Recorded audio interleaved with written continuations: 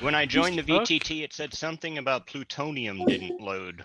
I think that might be a good thing, though. It's a module. Let me go turn it off real quick because it can actually suck up resources.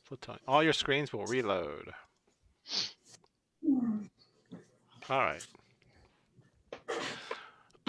So where we last left off, you had finally made your way into the into the center of this complicated maze after many attempts and jumping around different teleport. You can't hear me? Yes. DJ's doing you're a little this. faint. Am I?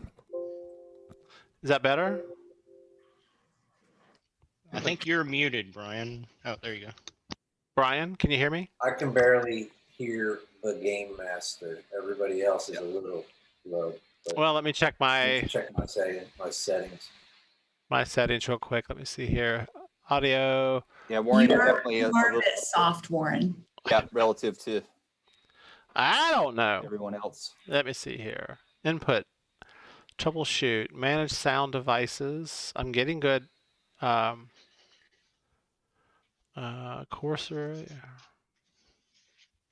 I don't know. I could disable this and go for my other microphone if it might help. I don't know why it would be weak. Technology. Whew.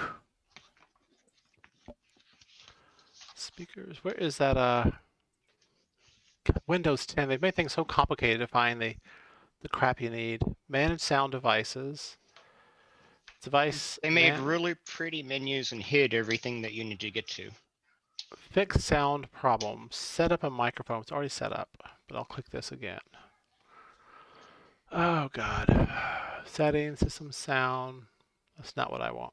I don't want to troubleshoot. I know the exact problem. Where's my booster?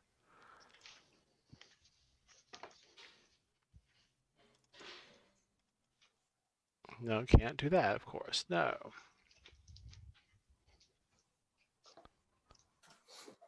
It's like it's not an obvious place to get to the setting.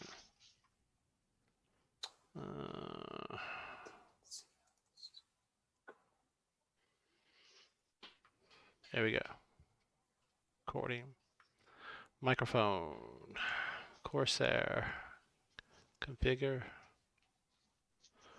It keeps opening web crap. I don't care about that. Properties.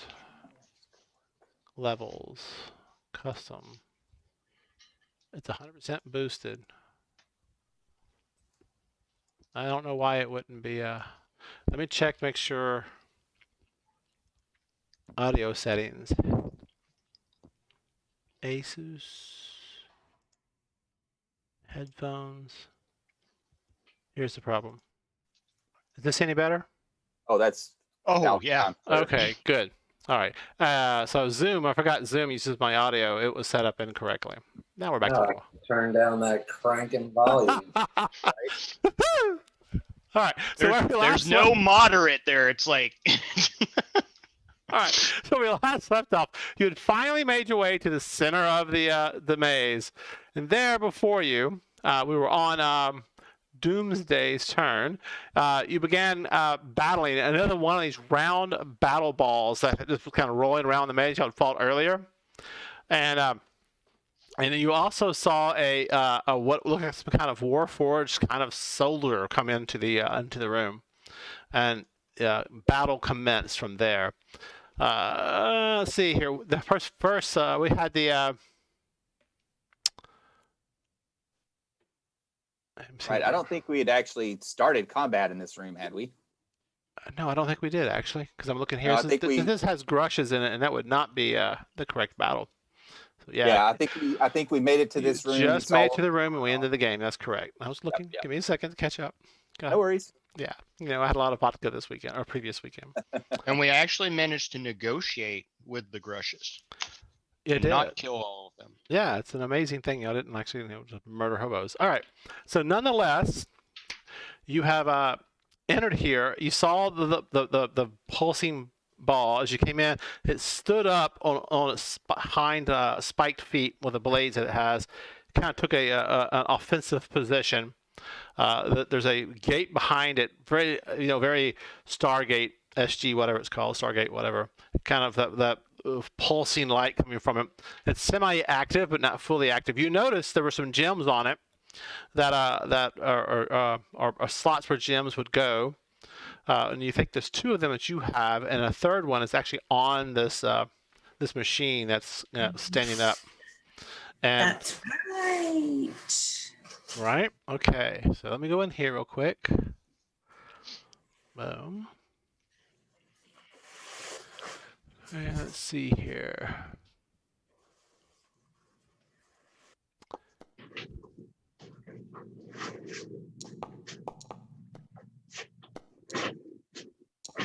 All right.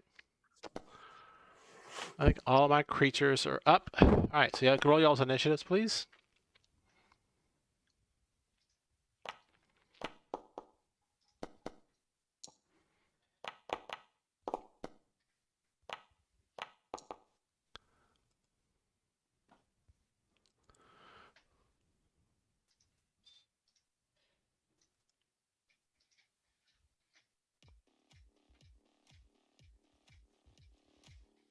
Okay.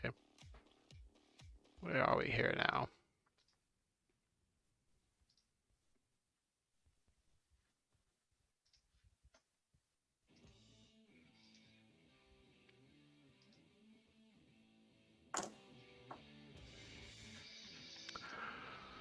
Okay, so the creature, the metal contraptions kind of moved in position. It stood up, took an offensive position. Its arms come out. The blades swirl around. The spinning chainsaw-like device near its midsection begins spinning. You see behind it a warforge take a more of an aggressive stance, comes forward with its weapons, and we're going to start off this round with Doomsday. Way back there in the back. What do you wish to do, sir? Run up and smash. So are there any, do I suffer any movement penalties for passing through all these? So I think the official rules you do not. Is that correct, Jay? Moving through your front, or is it difficult terrain? I think it's difficult terrain to move Through a friendly. a friendly. That's how I've always done it, but I swore I saw somewhere you don't. But I like the difficult terrain moving through friendly. So let's go with that for now. But you should only have to move through one. Yeah, you only really need to move through Euphoid. Yeah, the other 2 are hovering, not in your way. I got tons of movement, so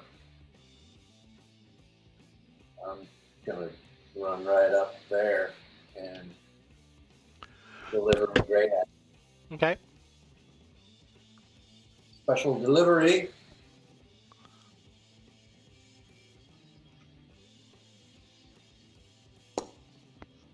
Oh, Wow.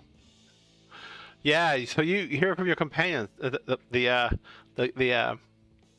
gatekeeper, or the gearkeeper, basically construct is active in here, and you run around the corner to attack it, but it's doing something slightly different than you anticipated.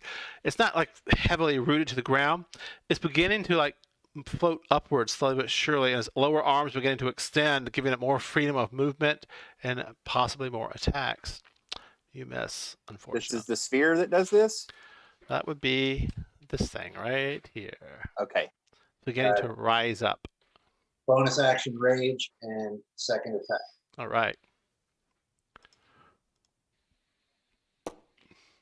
And can I get you, Althea, to check the Twitch broadcast?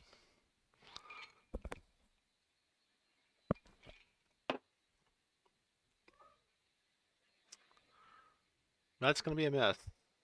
Checking. Second attack is a 24. 24 is a miss. No, I'm sorry. What I saw was a 15.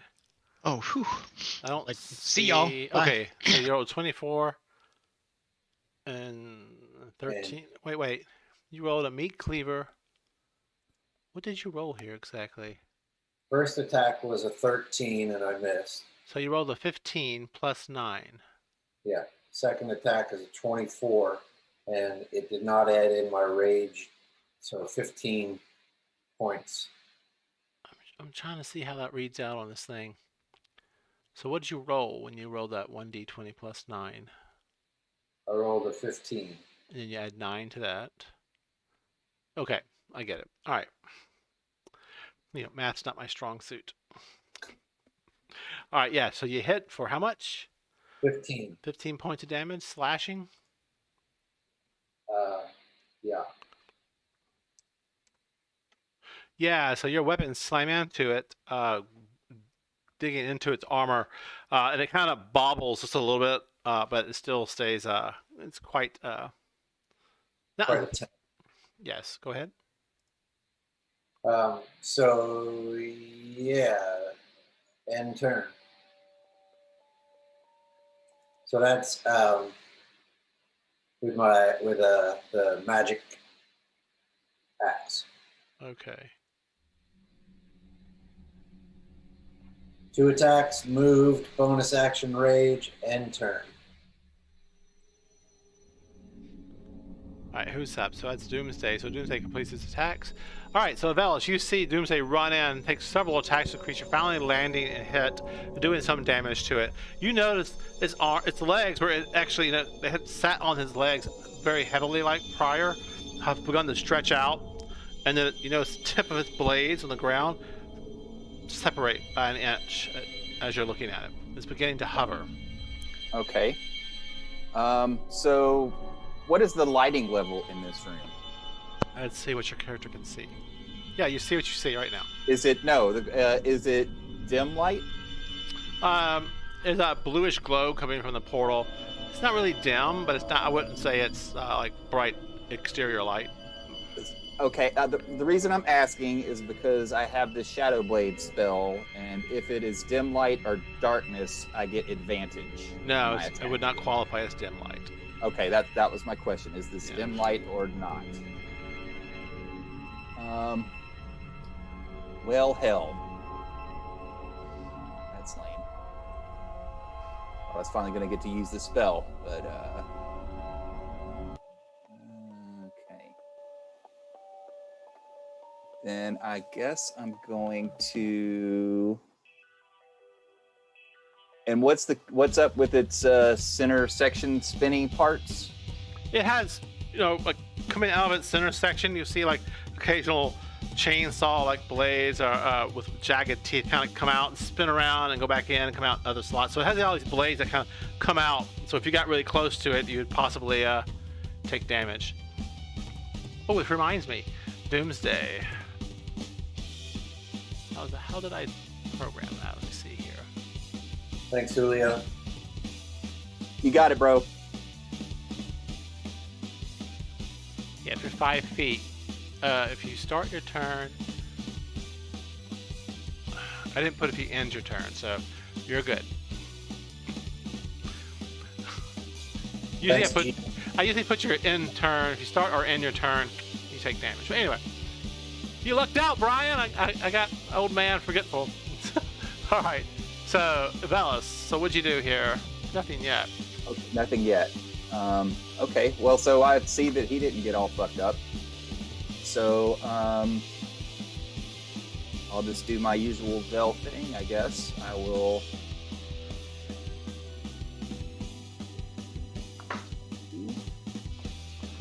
And I will poke him with a booming blade. Oh, wait, I want to also have Hugh give me a little flyby.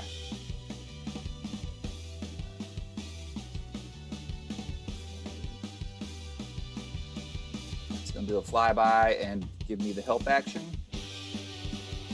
Just as I charge up, and then he's going to fly back down here. And then I will... There we go.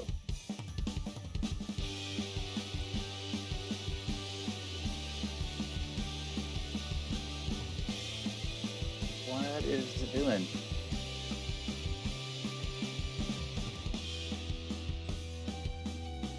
Okay, something's up with my sword because I'm trying to attack and now it's wanting to use a charge. Which I've never had it do before.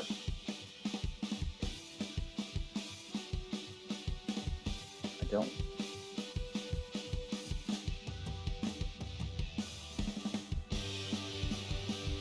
Okay, well, I'm not sure what to do here because The only option it's giving me is usability, not attack with the weapon.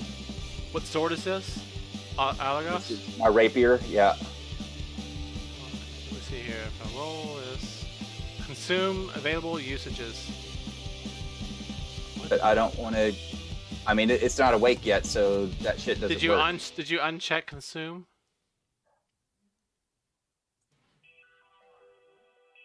Let's see here. I mean, I unchecked it, but then it says usability. I'll check the button. Okay, there we go. I got you. Sorry. I don't know why it's doing that. I'll take a look at your weapon later. All right. How about a crit? Yeah. For you, that's bad. 'Cause like there's all kinds of damage goes on. Attack, rapier as piercing. That did not apply my sneak attack. Oh, I should have. Double your sneak attack. Yep, my versatile damage button is missing. I didn't change anything. I left it alone. Something up here. All right, well, I'll just roll my sneak attack. So it's 13 plus.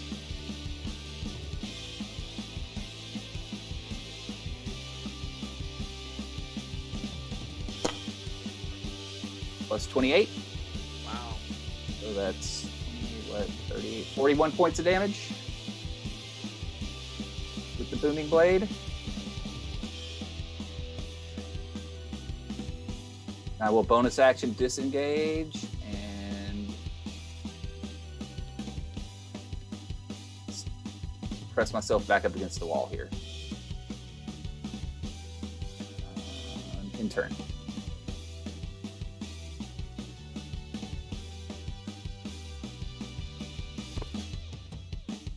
Okay, Arch, you're up. What do you do? Alright, I'm gonna cast Fairy Fire. On the target? Uh, Okay, gets a saving throw versus it. Yep, right there. Everything within that dexterity. It makes a saving throw. What about the one in the back? He does not have any special abilities versus that, so it's a straight out normal roll for him. I don't think that even put my booming Okay. blade damage. Fairy Fire affects the creature in the back. Okay. So we have advantage on the Warforged. That should have done 2 more 2d8s, but You can roll them real quick and I'll apply them. okay, I'll just do it down and dirty. Because yeah, it didn't do my booming blade. Something's. Did you re-import our characters or something? I have not. This may be a record damage. Yeah, throw another 9 on top of that. 51. Okay. Alright, in turn for me. All right.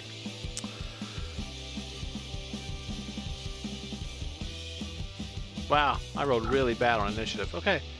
Salazar, you hear loud clanks and metals banging, and your friends running around the corner. And you hear Avelis exclaiming in excitement that he's hit it really hard. And you see little spurts of sparks and metals. And you find a hole in it, slamming your rapier into it and pulling it out.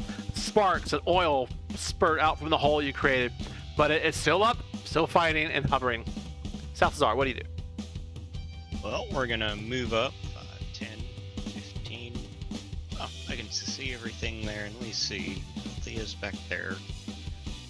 Well, he might do something. I will move here. All right. And I can see both of them. So we have advantage on the Warforged in the back, right? You do. Excellent. We're going to ice knife him. See how that works out. Cast. Oh, let me do it over here. We'll cast it at 3rd level. See if it. How I upcharge it.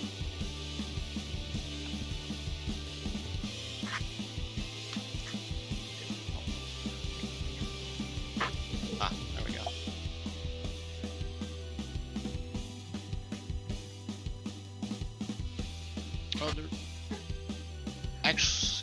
attack roll on that? There apparently is. Okay, so we got a 21 with the advantage. Get to hit. Alright, so the initial damage... Oh, that's not gonna work out. The initial damage... And it's on the wall forge in the back, right? Yes, the initial part. So it'll be die 10. Let me just roll a die 10. 10, it's 12. There's 10.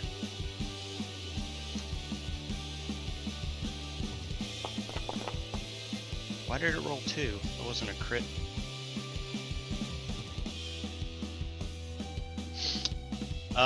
You want me to just roll one single die again, or it was supposed to be one die 10? Your first one was a 3. Okay, let's go with a 3.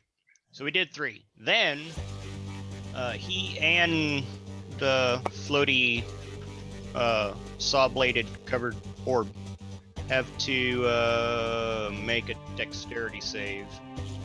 DC should be 14, right? 14.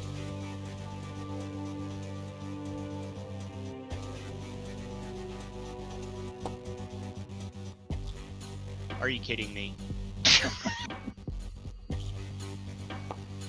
That's it. I'm breaking out the crossbow. All right, No. Warforge failed, and what happens? All right, so the ice knife explodes, and he takes an additional 6 points of damage.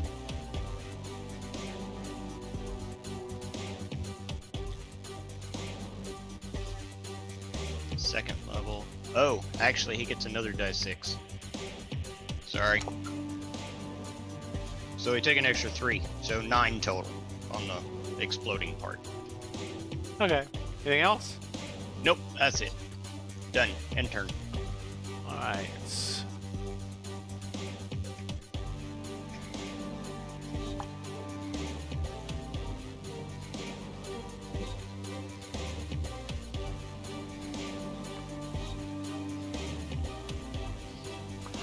Althea, you see Euphoid just flip out from sight.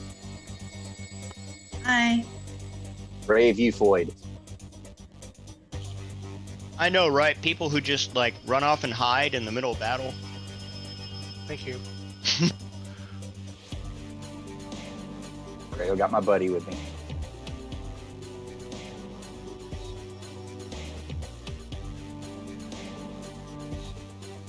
Never should have fixed that thing. I'm waiting for it to start regurgitating stuff. Right?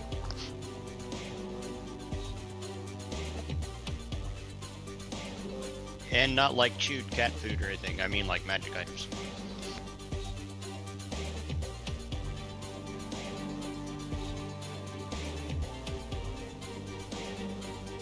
Sorry, I had a distraction here.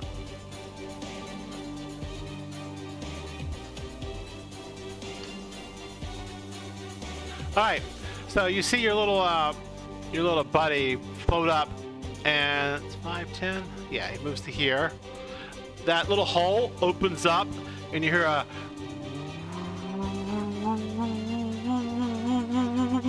You hear loud, and the air in front of it like this warps and this shifts like out of some sci-fi movie, and this sonic wave slams into that creature as it attacks it with a sonic emission towards it. It makes you make a Constitution saving throw. So let's do that real quick. Okay, maybe I spoke too soon about regretting fixing you. You all right? Yeah, you can stay around a little longer. And what did we get here? Okay, he made it. Half as much. Okay.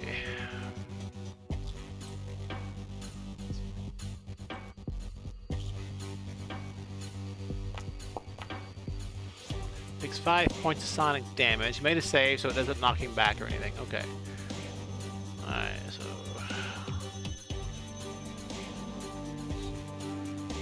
-5.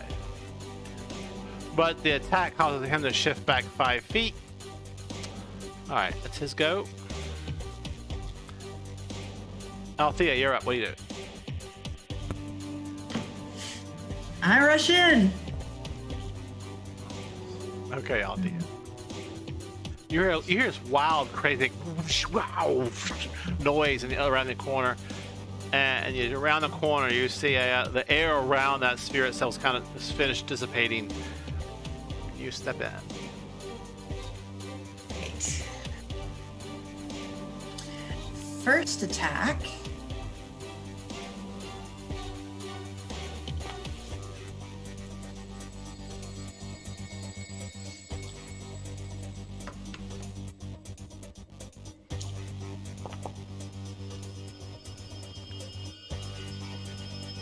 Fine. Second attack.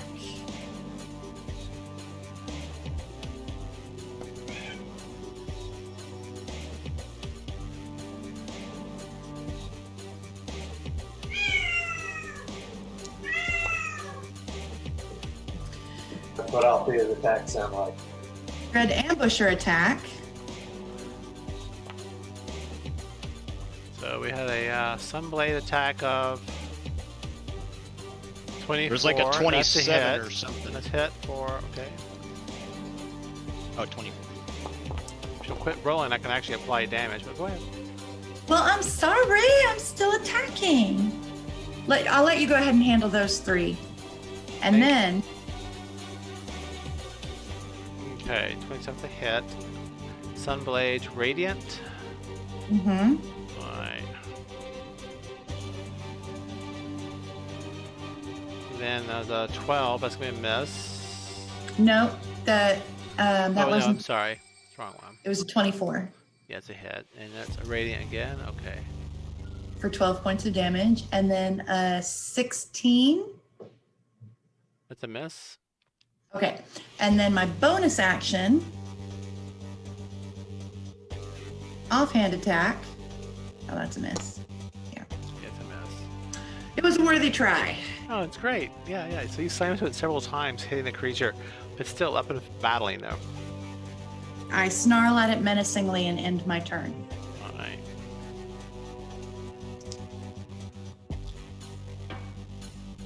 It lurches up with rapid movement and, what's that called again? Where it doesn't draw attack opportunities?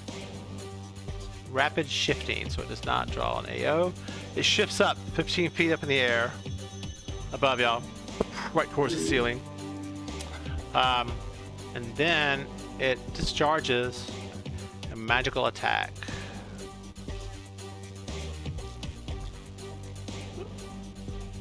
Yeah. Oh.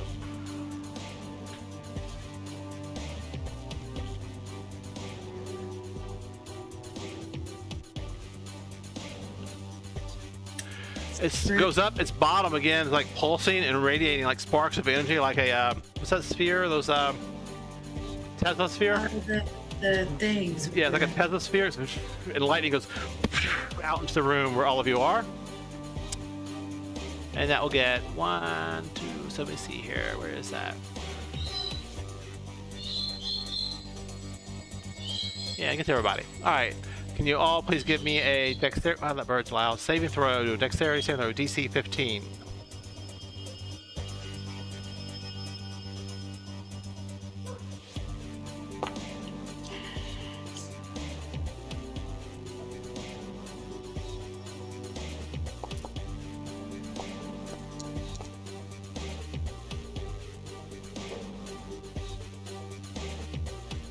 Made it.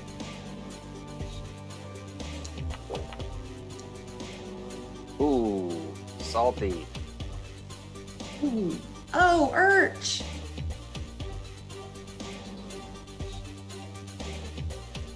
Well, at least we're furthest away from it.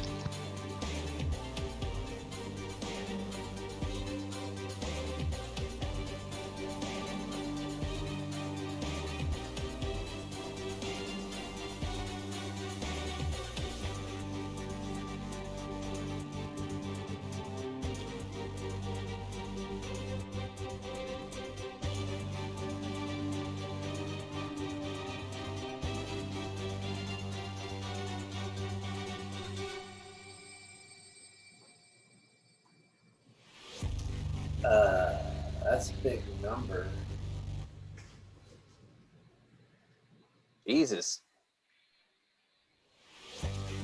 What am I? Got any inspirations?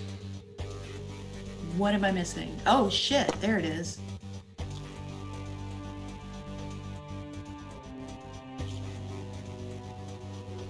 Hexa, we can't hear you.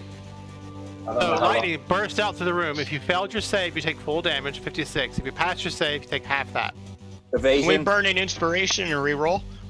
No, unfortunately, not at this point.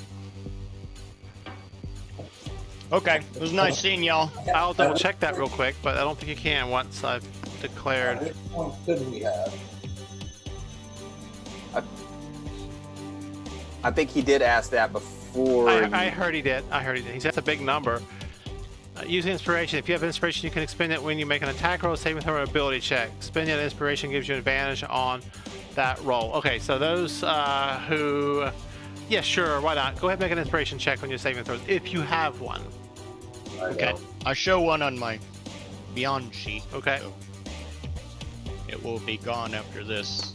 That's kind of the other side of the die. That's cool. Almost the other side of the die. Okay. I believe I do too. I'm raging, Alright. so I take half. Yeah, do. Yeah, because half is still gonna almost kill me. I'm a bitch. Really make it. Damn, Urch. We'll avenge you, Urch. Urch, are you down? I'm still standing. Woo! Look at that. Holy shit, Urch. I love evasion. You did not have an inspiration? Yeah, I felt that too. He failed it. Uh, Hey, what's the problem? how I come feel I don't fine. have inspiration with me? What am I doing wrong? I've got no inspiration. Alright. Thanks. I'll see you. I'm uninspired. I do I thought it was Yes. right, by the way. absorb elements as a reaction.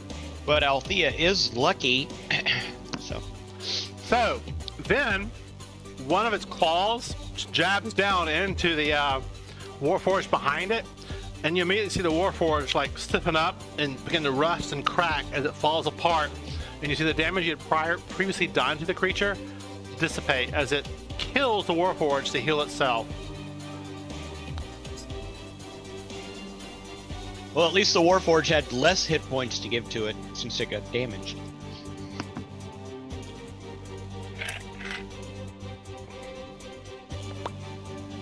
So this is how we die. All right, and that Warforged is dead. Yeah. And then here, Is that the one with the gem in its head? no, that's the gatekeeper they're fighting with a gem in its Oh, head. the gatekeeper has the gem. Yeah. Yeah. Who's the key? Keymaster. Urch, you hear a coming around the corner as a Warforged steps in behind through Hugh, right next to you.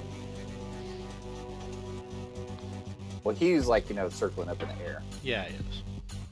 How many hit points did you have, Urch? 3. It steps forward, and it goes like that with its arm, and its blade goes out, and it stabs towards you with its arm blade.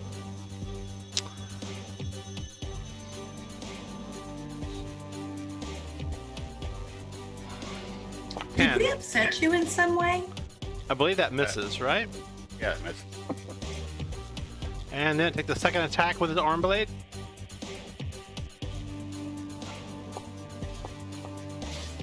$23, that hits. dealing you 9 points of damage. Alright, my drop. Alright.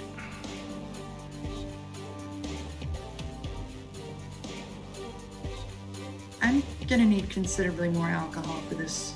evening. So, thanks.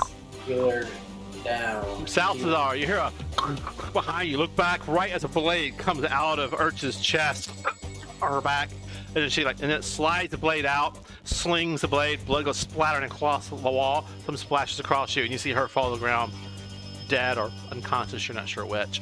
And its head kind of tilts up in a jerking kind of movement and looks in your direction. And that's its go. I say this neighborhood's gone to the dogs. It has. Hugh is with Jay, right? So I need to update combatant. He has an initiative 20.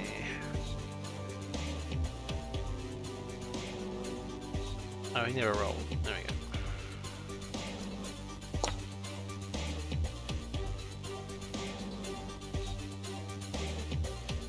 Oh, I thought we ruled that he was just going on my turn.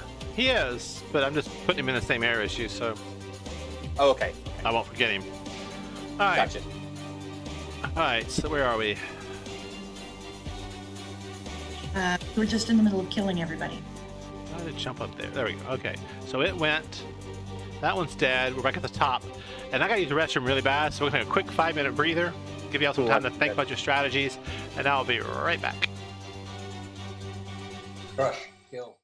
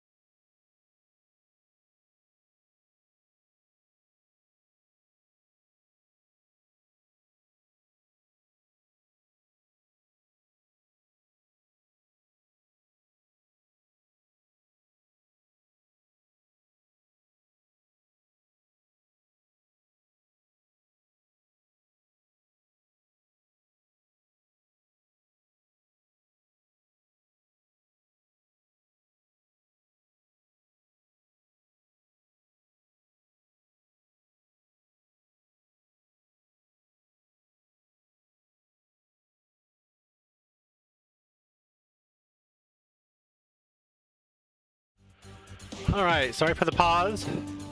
We all good. back?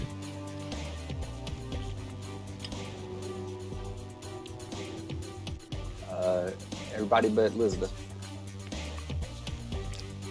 That's all right. We're up on Doomsday's turn anyway. Doomsday, what do you do?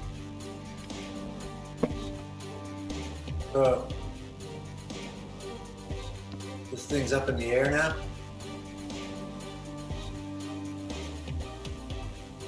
Yeah, you said it went up like 15 feet.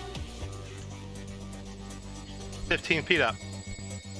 Is there anything, is it either like stairs in front of us? Can I get up and take a smack at it from up there, or is that not going to reach?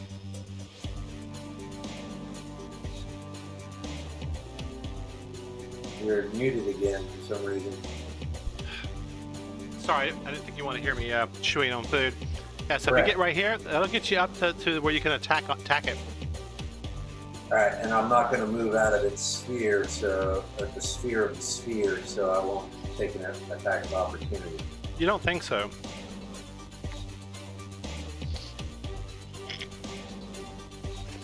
All right, I'll move, and Now, you started your turn next to it. yeah, That means you take damage of 8 points slashing. and an 8-sided die. But you're raging, right? No, just 8 points. Straight out 8. Oh, we were rolling last time. Nope, I'm just using the average this time on it. All right. We get quicker. Thought he But was you are 15 feet raging. above him. You are raging though. Thought he was up in the air though. Right, so I'm not 5 Whoa, feet from. you are right. Good call there, Urch. Thank you. I totally forgot about that. Yes, you do not. Now, you will once you stay here, though. Not now, but later. Yeah, I get it. All right, Thanks, Urch. I totally forgot. Like the opposite of Jay. back. Hey, that's not. So I don't have advantage, do I? No. You, Oh, wait, hang on. You do. Well, no, she's not a threat to it, so you do not. Althea's not. she's got a bow. Are you kidding? Have you met Yeah. Althea? You're right. She's a threat currently to is everything not, she but comes she's into currently contact not- with. She's not currently has that drawn, right? Anyways, No, I've got my 25. sunblade drawn.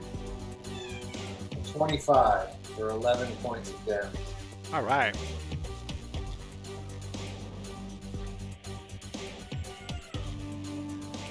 That is weird the way it highlights the attack roll. It's not like the damage roll it highlights. No, it doesn't highlight the total. Never mind. Wow. Totally wrong there. Second attack. Hang on. It just applied damage that it shouldn't have. It did like over 100 points of applied damage. Isn't that correct? Can we take a quick party vote? I think we're okay with that. Yeah, I think I'm Yeah. good with that. I'm good with that.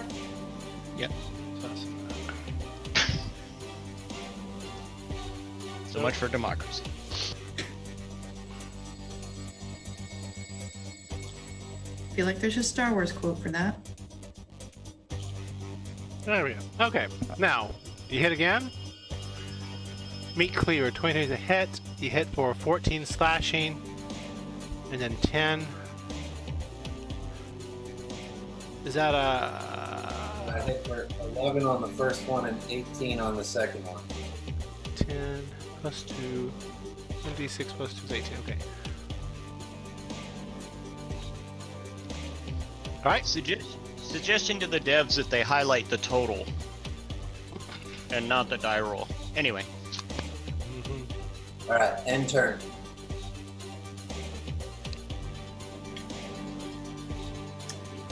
I would really love it if someone would kill him before he could Zathosol again. Well, here's the boss. Velis, you're up. Okay, so if I moved up to here next to D-Day, would I also have a swing at this thing? Well, in the real world, I don't think you could, but this is D&D, and as long as your corner touches its corner, I'm going to say yes. Okay, very good. So I'm gonna 5, 10, 15, 20, 25. I'm going to have Hugh. 10, 15, 20. Do a little flyby help action. Okay. And I'm going to Booming Blade this motherfucker. Oh, wait a minute. Man, shit. I forgot to tell you when that thing levitated, it should have taken a 2d8 thunder damage from my Booming Blade, but when it moved.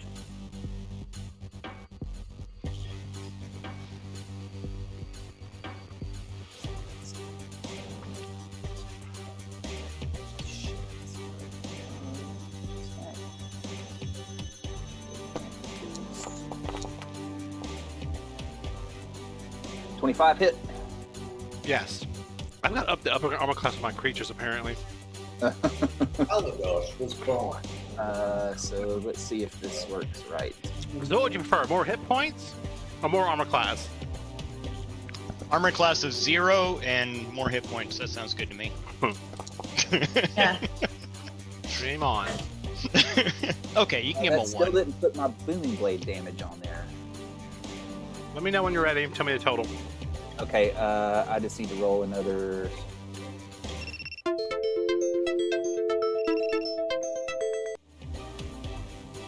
No, 1d8, you bastard.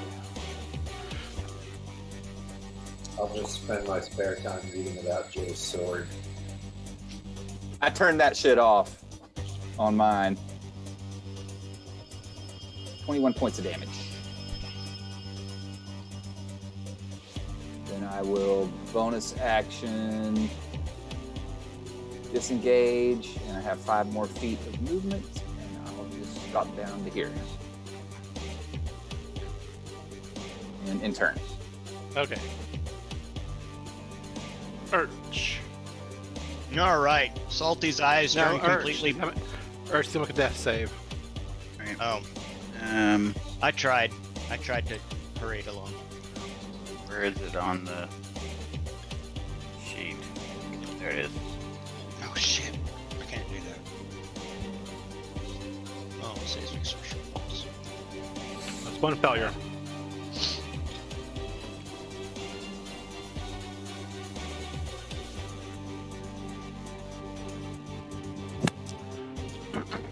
I can see.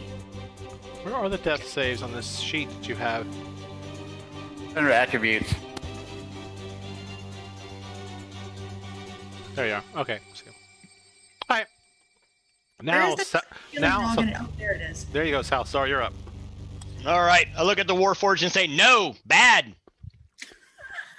My eyes turn black, and I grab a fist of shadow stuff as I reach down and grab Urch, punch the ground, Tonutura, and Salty ends up here, and Urch ends up 5 feet northwest of Salty, behind the arch thing. And the Warforged needs to make a Constitution save, as a thunderous boom that can be heard 300 feet away erupts from where Okay. Salty Hang on. Let me activate the other warforges in the area. Oh, The boom! The whole area shakes. Any floating creature kind of bobbles a little bit. And it's make a saving throw. What? Constitution, he's probably going to make it, but it'll at least do half damage. What's the DC? 14. No, he failed it. Yes, here we go. 36 points of damage. Holy shit. What was the spell? Yeah. So Understep 1 level up. it was already pulling its weapons back up, getting ready for a killing shot. And your spell goes off, boom, and you see it right before you vanish. You see the metal crunch and crack. You see a piece of arm spark and flash as the magic hold it together break out, and its one arm flies off to the side. Its chest explodes outward. Its head rolls back and into the air. Its arms fall down on the ground as you totally obliterate this thing in a one-shotter.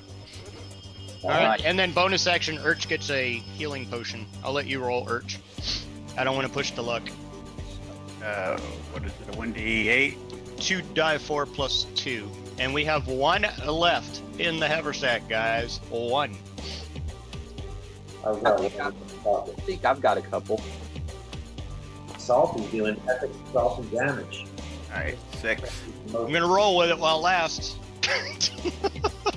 All right, you got 6 points In back. turn. All right. At that time, Salty did 36 points of damage. He wasn't playing though, was he? Wasn't that somebody else playing Yes, his I character? was. But it just happened. Oh, sorry. Kind of slow on the draw there. The whole Good thing- job, Salty. It's that whole thing the kids do with the remember that time right after the thing happened. Yeah, I've got 2 potions of healing. I'm just letting you know what's left in the haversack. So. Well, yeah, I'll contribute to that.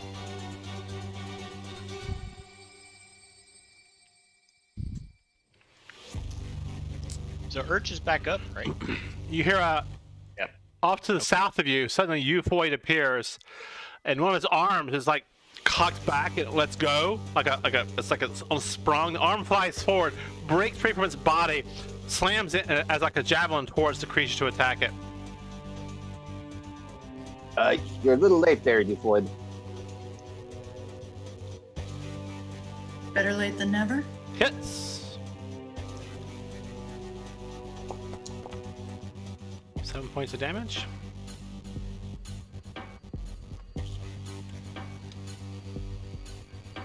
Then takes his bonus. Boop. And vanishes again. Man, I gotta get whatever that is. You hear metallic movement beside you, Velas. And Hey, what is that?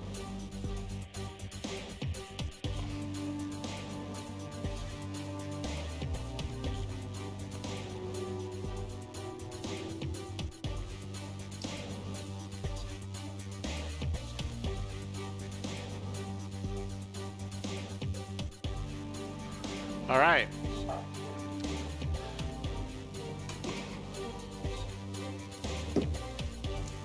Your little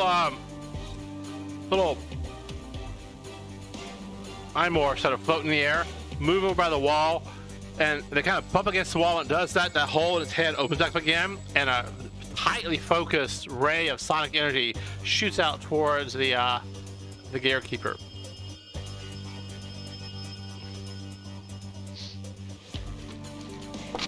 Rolls a critical. Woo! Okay, he's a keeper, Jay. For 17 points of damage. So the ray slices out towards it, catching it right in this midsection of its body, where these blades are opening and closing, and one of the blades happens to be going back into his body. There's a slight gap right when his ray hits it. And you hear a loud like that in his body. It vibrates violently for a second. You see large cracks and fissures form in its body, but it's still floating.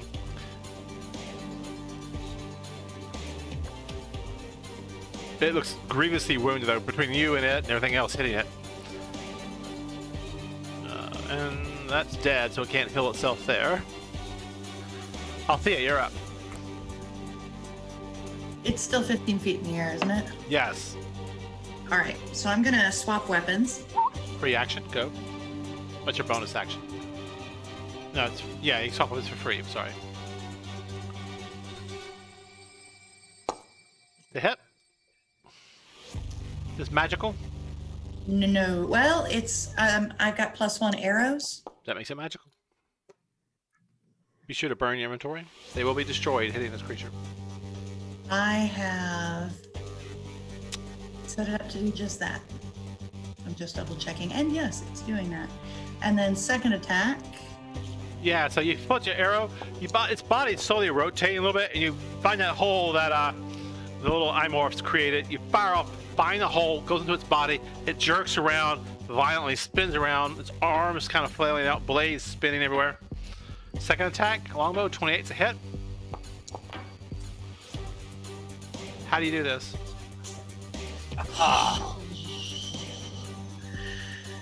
Screaming like a banshee, I quickly loose 2 arrows into the hole that bubbly boobs just hit, like, blazed the target. What is that barking? Oh my god. Althea celebrating her victory. That's exactly how Little did we know she's also a werewolf. No shit. Right? Oh, he's not done yet. Stop it, Ronan. Stop. Okay. Anyway. Bob the Balls lays the target for me, and I just, like, shriek and let loose 2 arrows and nail the fucker. Yeah, so you hit, boom, his body like jerks, cracks, fissures open up, and it suddenly goes boom and blows up. Everybody give me a dexterity save. Wait, even me? I'm Hey, behind Urch the is portal. behind the thing. You have advantage. Oh, you're over there. Oh, yeah, you're fine, Arch. Never mind. I want a lucky roll.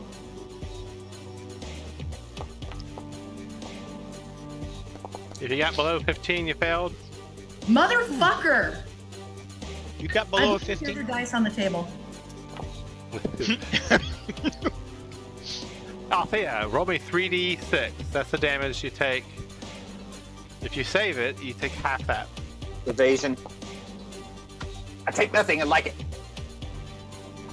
So half of that, okay. Whew. Well, they say any battle that you walk away from is a good one. How much? Half of 12? Yeah. I tried really hard to roll low, you. Thanks. So Salty picks up his left leg and uses it as a crutch so he can walk away. Okay. Yeah, so it explodes. Bits of metal and shrapnel fly all over the place. You duck, take cover. Some of it hits that sphere behind you, Doomsday, the glowing water, and you see it hit it, and it just discombobulates and vanishes. Luckily, the gem falls on the ground where it once hovered. I grabbed the gem. Make a saving throw, please. I'm just joking. All right. Yeah, you grab the gem in your hand. All right, and I pull the other 2 gems out of my pack, and No, not yet. Let's y'all, rest. What do y'all want to do with these? Should I go ahead and put them in? Maybe we rest I first. feel great. Southzar, you notice on the back wall where you're currently standing, Mm-hmm. there's some ruins that you recognize, Ooh. and I will.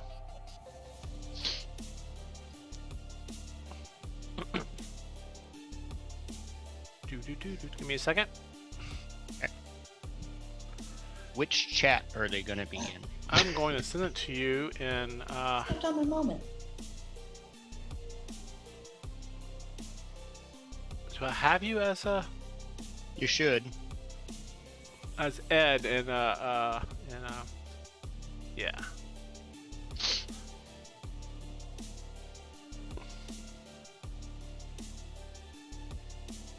Check your chat in Althea, hold off with the gems, please. You guys see Salty with that faraway look in his eyes again. Urch isn't still down, right? No, No, Urch is she's back up. barely. Oh, actually, she's got more hit points than Salty does now. She probably has more than I do now. Urch, you're coming around. I can't see anyone's hit points. When you hear a loud boom, and the room shakes, metal flies everywhere, pieces fly past Salazar, but then the room goes quiet, with a bluish glow still going. Or as quiet as anything gets with Althea around. Do I know what the word Oburith means?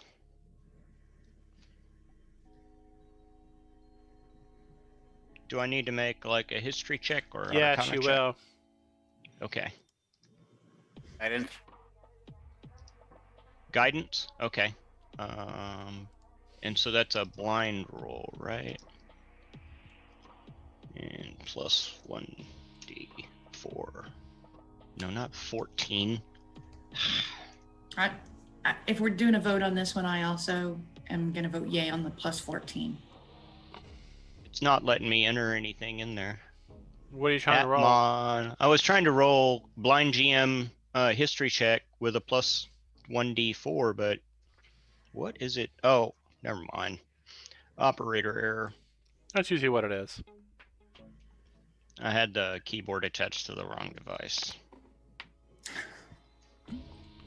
Oh, now it typed it in twice. So have you ever tried this various sparkling waters by Fever Tree?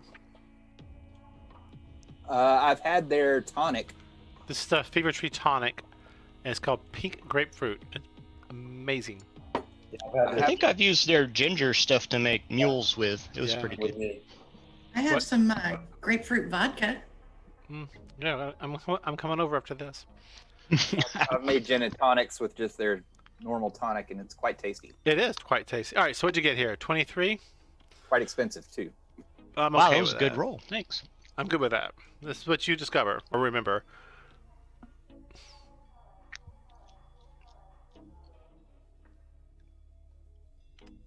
I walk over to iMorphin and I say, "Good Oh, shot this is there. just getting better and better. You are quite the little Power Ranger." Can we just go back to Greyhawk now? Okay, so What's Greyhawk? This is Orith. it's the greatest town on Earth. Forgot all about it.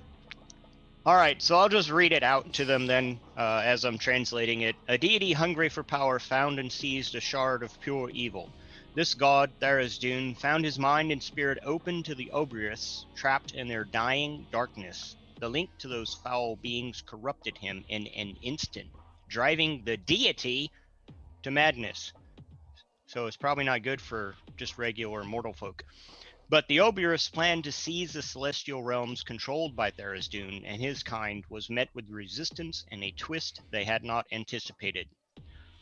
In Salty Filzian, the Obrius were an eldritch race of demons so ancient that they predated mortal life and even the existence of the gods. Simply looking upon their strange shapes could drive a mortal insane, and even the cosmos itself was horrified by their presence. I vote we go home. Well, yeah, I don't want to mess with those things. Ito. Here, I'll paste Urch and this. D-Day are silent. There he goes, talking for you on a bubble. Oh, cool. So there's all in chat, so you'll have it as reference.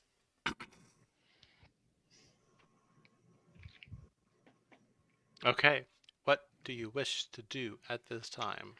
There's Rest. a blue, steady, steely glow of that gate going. And there's a slight hum to it. All through the walls here, you see slight, very thin, bluish lines that seem to radiate around the walls. Now the creature's fallen, its light naturally dissipating. And they seem to go into the floor and make their way into the actual sphere of the ring that has that glow to it. Salty wants to experiment. He's gonna... What's the lowest damage cantrip? Oh, no, that shoots off 2. That shoots off 2. Well, he's going to cast a cantrip on the wall. He wants to see if those runes show up.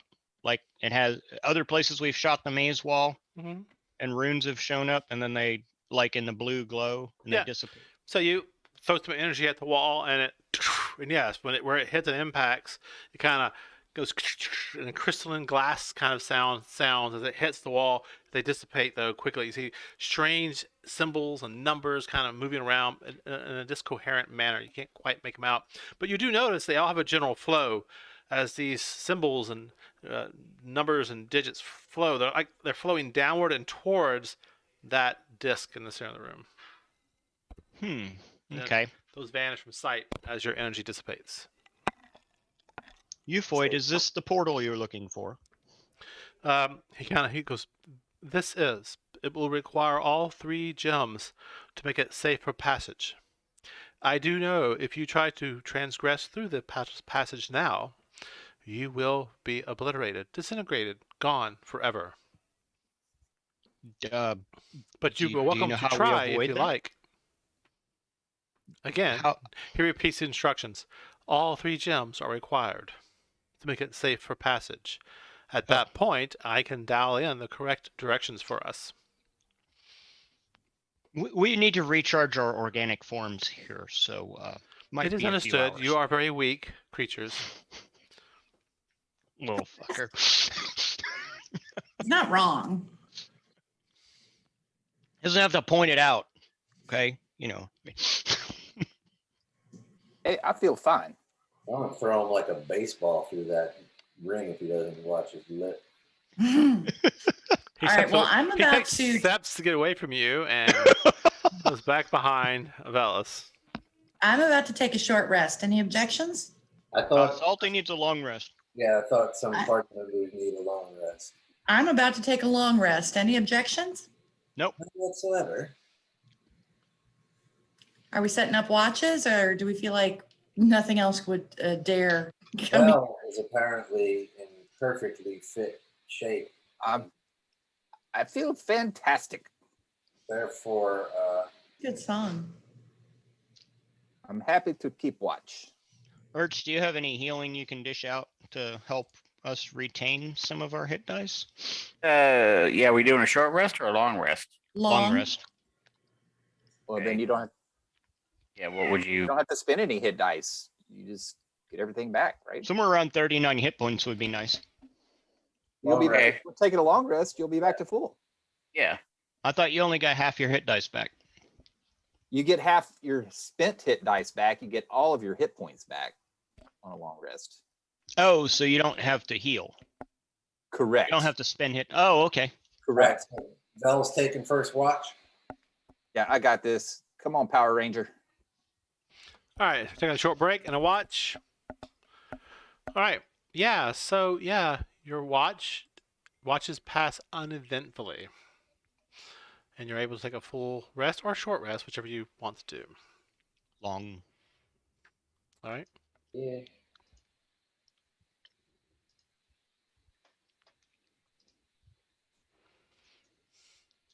Didn't do anything. Spell book. Where are my slots?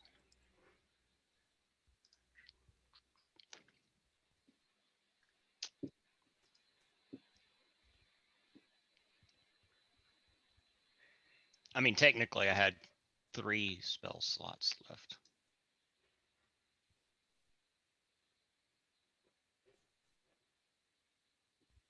Doesn't have slots. Huh.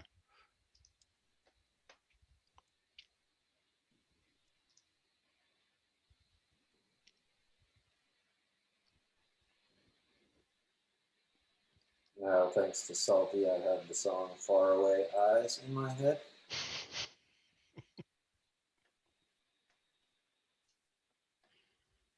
Glad to be of assistance.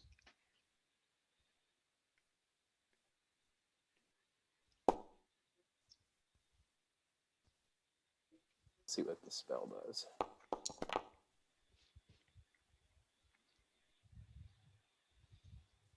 That's a pretty cool spell if you can use it. Yeah. I think I'm going to need to add this to my inventory, though. All right, I'm rested up. I'm good to go. Yep.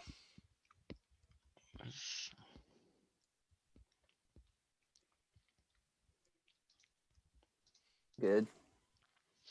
I'm trying to change some spells, but I can't.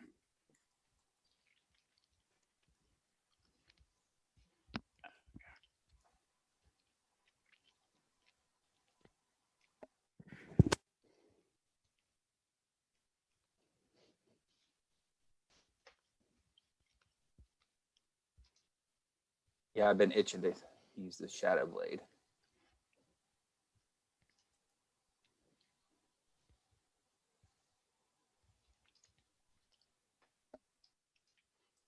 Yeah, I almost got that till I realized you couldn't throw it anymore. So You can throw it.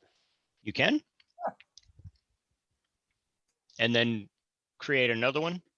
Yeah, as a bonus action. I might have to look at that again then. Yeah, if you drop the weapon or throw it, it dissipates at the end of the turn. Thereafter, while the spell persists, you can use a bonus action to cause a sword to reappear in your hand. Yep,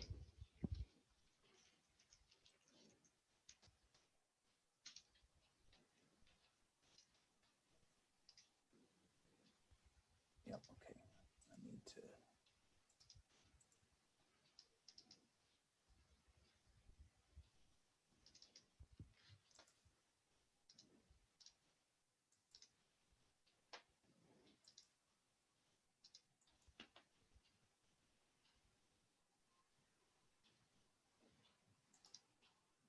All right, homies, we good to go?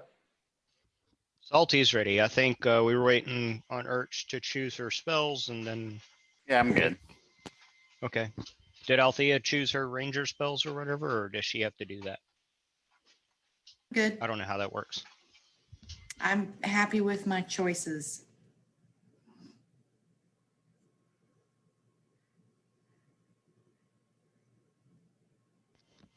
Right, let's see if we can go through the portal without being obliterated, according to our guide.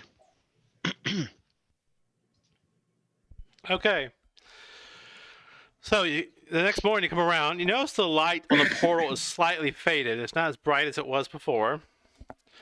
He takes he asks you for the 3 gems. I give the 3 gems. Okay, 1 second. The guy that turns invisible. Okay.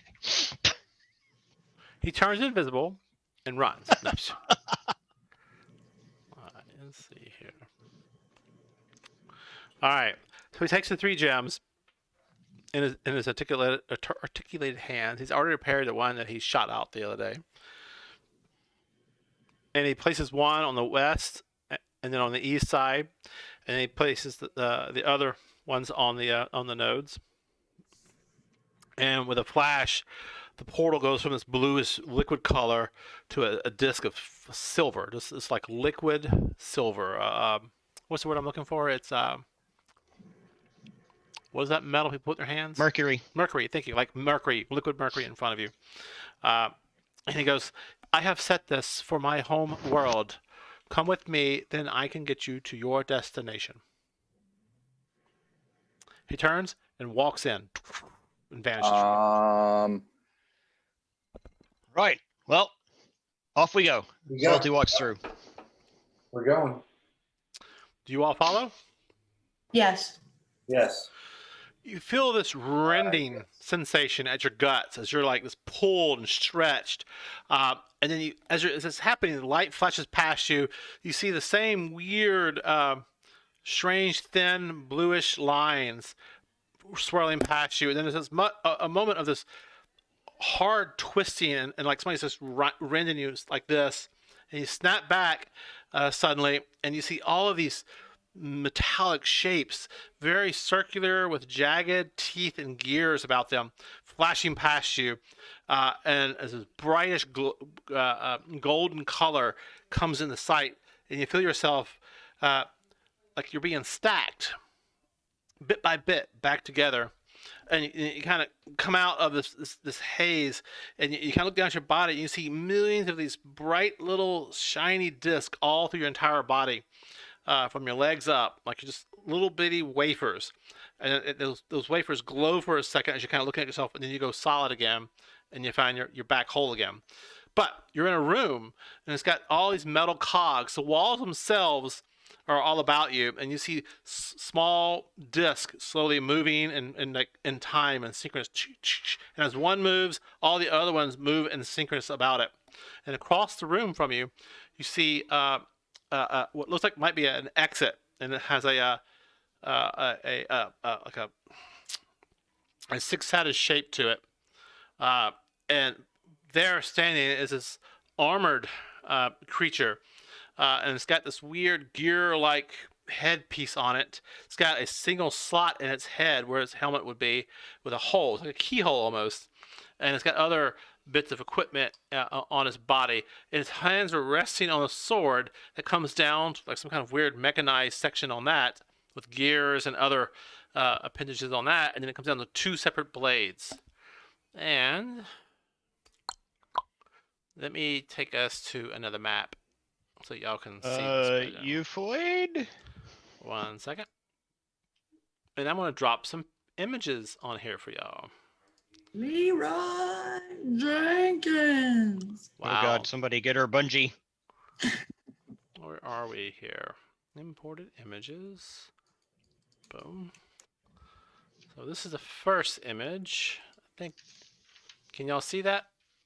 Yep. Yes. So that's kind of standing before you. When you were being sucked in here, this is kind of what you saw. I think I can turn off the weather effects. Where is that? Light, weather. There we go.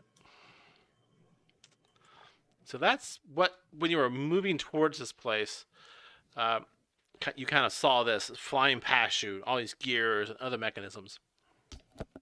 And you see, coming behind y'all slowly, you see a Euphoid, and one of his arms extends out in a long shape and goes whoosh into the hole of that creature's head, and then it twists, and then the creature like jerks suddenly, and you see dust kind of fly off its body, pieces of rust here and there come off of it, and it turns as the Euphoid pulls the slot, that the little appendage he stuck in that slot.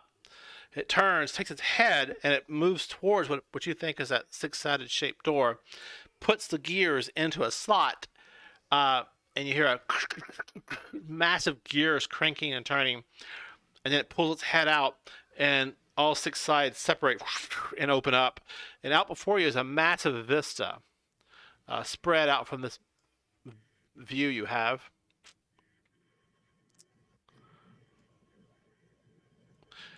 And you're looking out upon this plain, and out there is this massive void, but within that void itself are all these gears interlocking, within gears interlocking, within gears and other buildings and structures interlocking, and it all moves in perfect synchronous harmony. Euphoid says in his mechanical voice, "Welcome to Mechanus, my home plane." We should cross this before the dream collapses. He goes, "Mechanus, my friends, is a place of rules, law, and process. Organization above all. While we may just disagree at times on how order is to be maintained, in the end, we all serve its structure.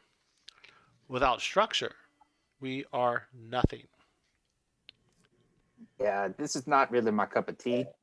Yeah, we're not looking for like a long stay, not even overnight actually.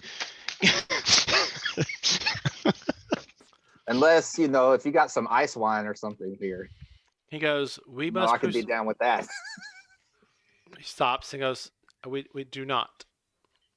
But we must proceed inward to the inner gears, to another gate that will get you back to Orith, the plane of existence for the world known as Greyhawk, which I was sent thousands of years ago to observe. Well, But all right, first, I must complete my mission." And he begins walking forward onto a bridge. It's like he's moving across this weird bridge, right? So it's a disc that moves out over, and as it's moving, it kind of as the gears separate, he's moving in synchronous with these gears to make his way across. Why did we come back Do we here? think we can follow him, or You think possibly? It's not that hard. Why did we Okay. come back here with him again? because he's gonna get us to where we need to go? Where do we need to go exactly? I'm not really sure. We're hoping That's that he fine. knows. I know it's been a while. I will remind you. You're trying to get to the Sign Valley where the cultists were amassing their forces. Oh, It yeah. feels like a lifetime ago. Sun Valley, right, of course. So Huh? you begin making your way across these discs one by one. At times you jump and hop skip here and there, but he seems to move in perfect harmony. As they come together, his foot falls immediately on the right space and continues on. You're not so synchronized with this world as a clock piece, you know. But after about an hour of this, you finally make your way to another disc that's kind of like floating freely, but it interlocks as these things move around. And he gets in the center of it. He takes one of his arms and sticks it down into a slot, turns it, and he waits for each of you to join him on this disc. Okay, move up. Yep.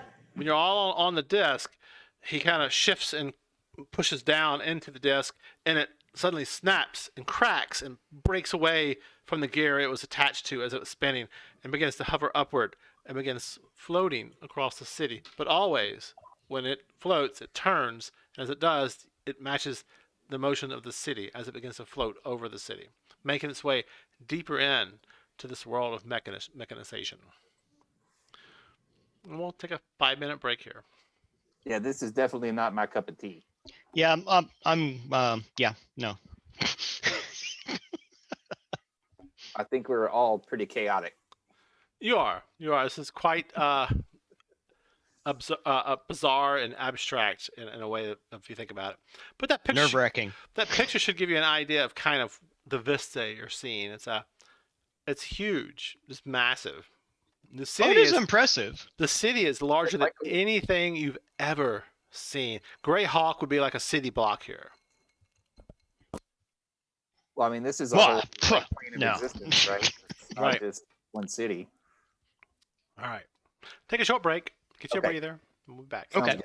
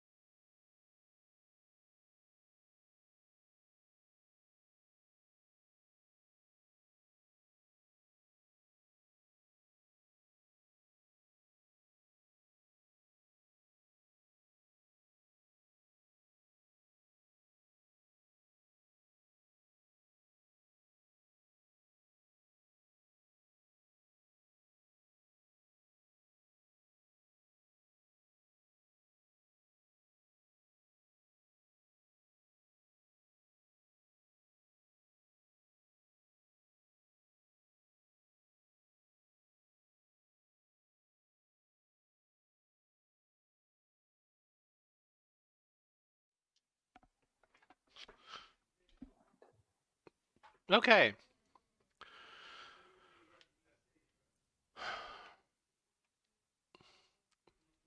You begin moving across the vista. As I said, as it goes toward that central disc, you see below all these discs, like a reddish area down below, and you see gears just spinning. So these discs are like suspended on gears that are moving slowly, and those have gears within them interlocking. But instead of going towards the city, y'all's gear kind of hovers for a second, and then begins making its way down lower and lower within the gears below. And let me see here. Clear lights. Yes. And I should be able to go here. And let's see. I'm not sure where I've got the weather on here. Forgot how I configured this damn map. Configure. Huh.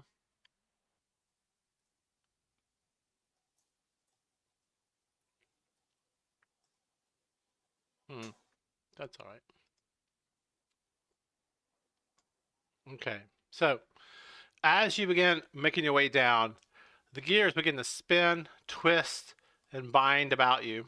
Come on, get over here.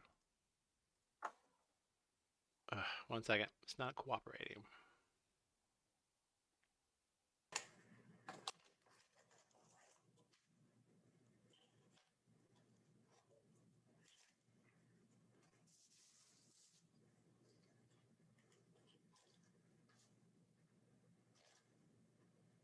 Okay, let me try here again.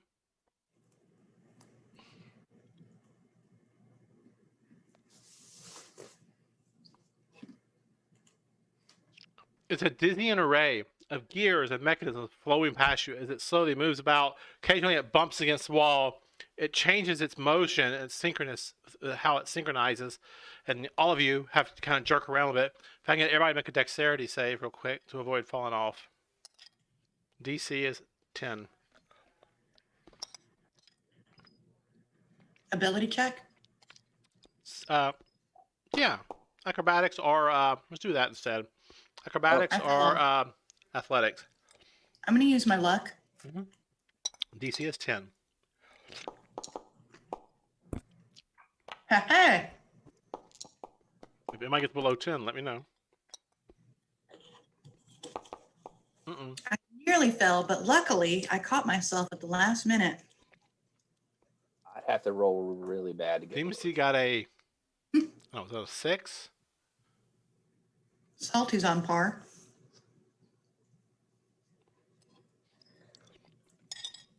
Doomsday, you rolled twice. Let's see, a 9 and a 14. I had advantage on athletics. All right, 14. Anybody get below 10? All right. Salty! Hey, it's so predictable. All right. Who's standing next to Salty? I presume two of you can make a grab for him to hold him, so he won't go off the edge. I assumed he was going to fall, so I was ready to take a grab for him. Yeah, I make a habit of standing near Salty whenever there's dexterity involved. All right. Anything, really. So you can either assist or make separate rolls to grab him. What would the roll be? Oh, it's up to you. Athletics or acrobatics? Easy choice. I will assist. Okay, so you have advantage. Doomsday. You got an 18. Yeah, you see as the disc suddenly changes how it synchronizes, it's a hard jerk. All of y'all kind of stumble. You see Salty, Doomsday, but you and Althea were prepared. She grabs a hold of your belt and kind of pushes you toward. So then you reach out last second and grab a hold of him by his cloak and go, and you pull him back from the edge of the gears next to you. He's like, "You're choking me," or whatever he says. Thank you. And it continues descending, and as you're going deeper and deeper into this a morass of gears and equipment and cables and wires and pipes and steam, there's a fog. Let's just say the ozone in the air is getting polluted as you go deeper and deeper. It's like an afternoon in California or New York when the pollution level is really high. It's thicker and thicker in here, and it smells of oil. It smells of machinery and tinges of copper and fire as you go deeper and deeper, and it's getting harder to breathe. But you don't need to worry about making a saving throw or anything. But you're approaching what appears to be like a brighter and brighter light below you. And the space about you gets less and less about mechanics and more about shapes, and follow to be a very strict pattern of how they're created, and they dissipate very much so for modern people, an algorithm that draws shapes in a very predictable manner.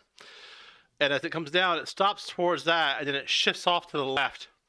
And you come to what appears to be another disc off the very, very edge, and you kind of go through a vertical image of what you see below.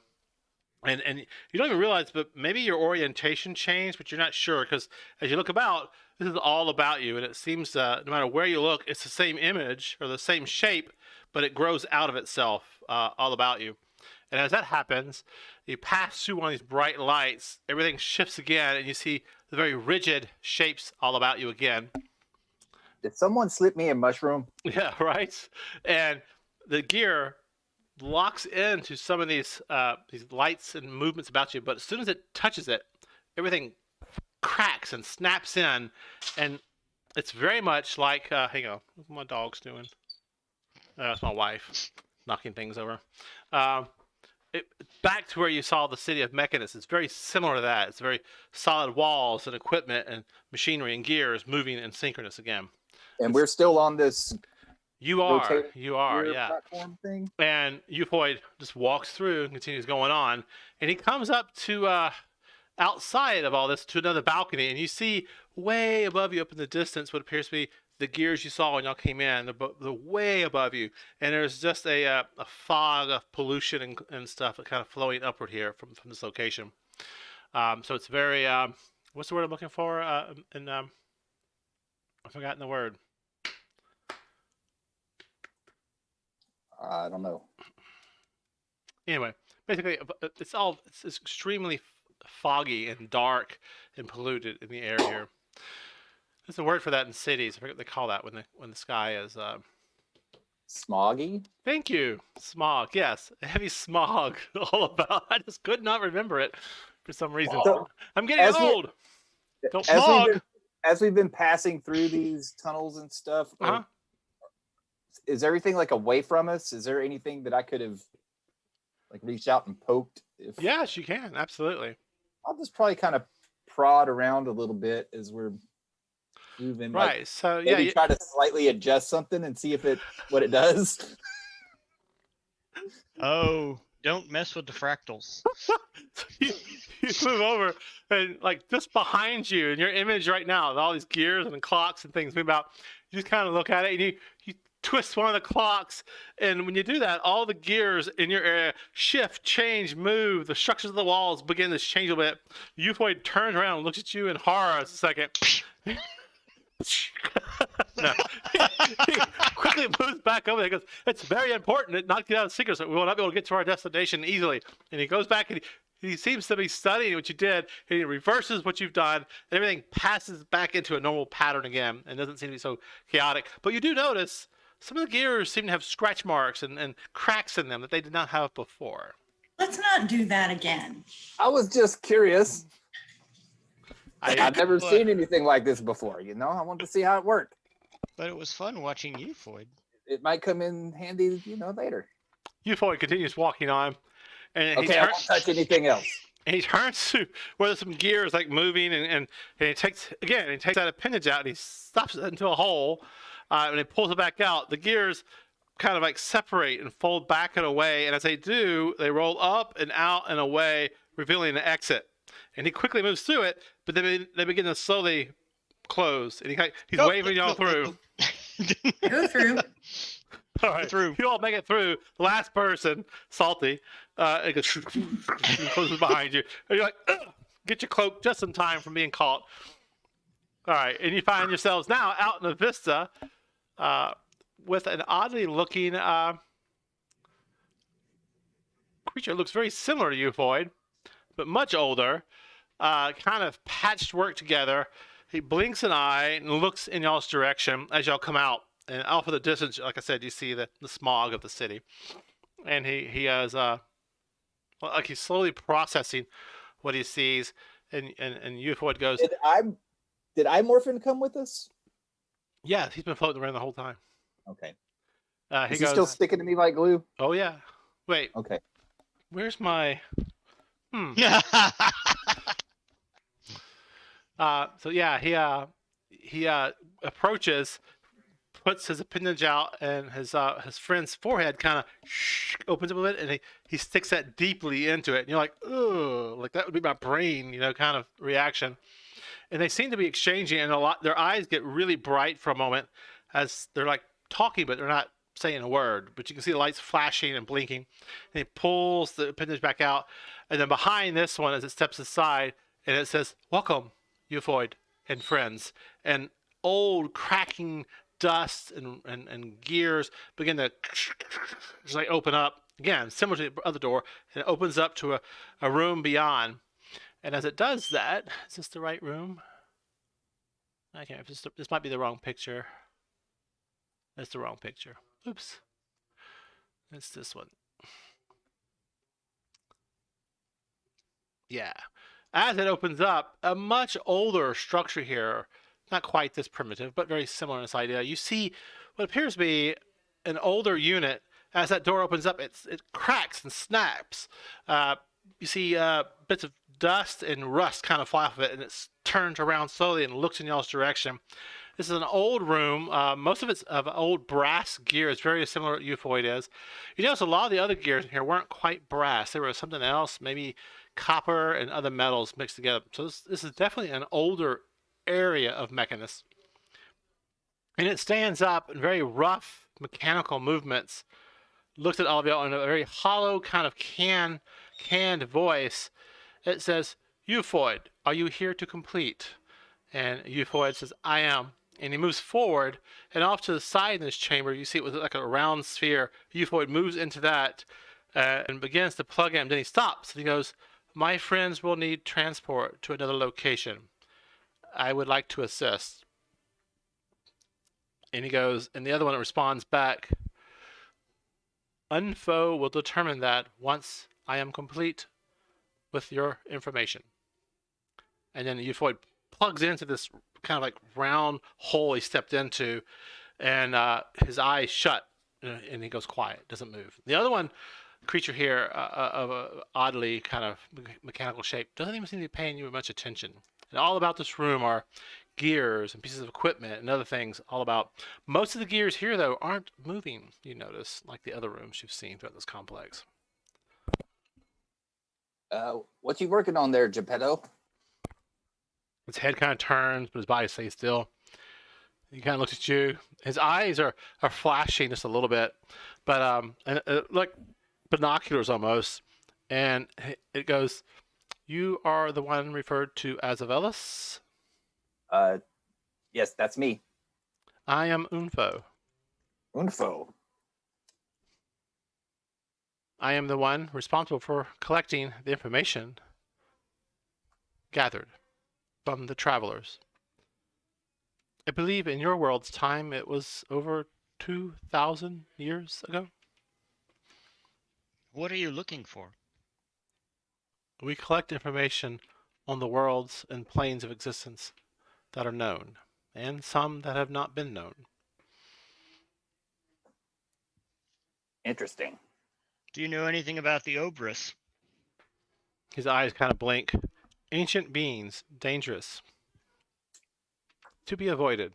And he goes through like a litany of things that you kind of already know. He seems to only be skimming the surface of it.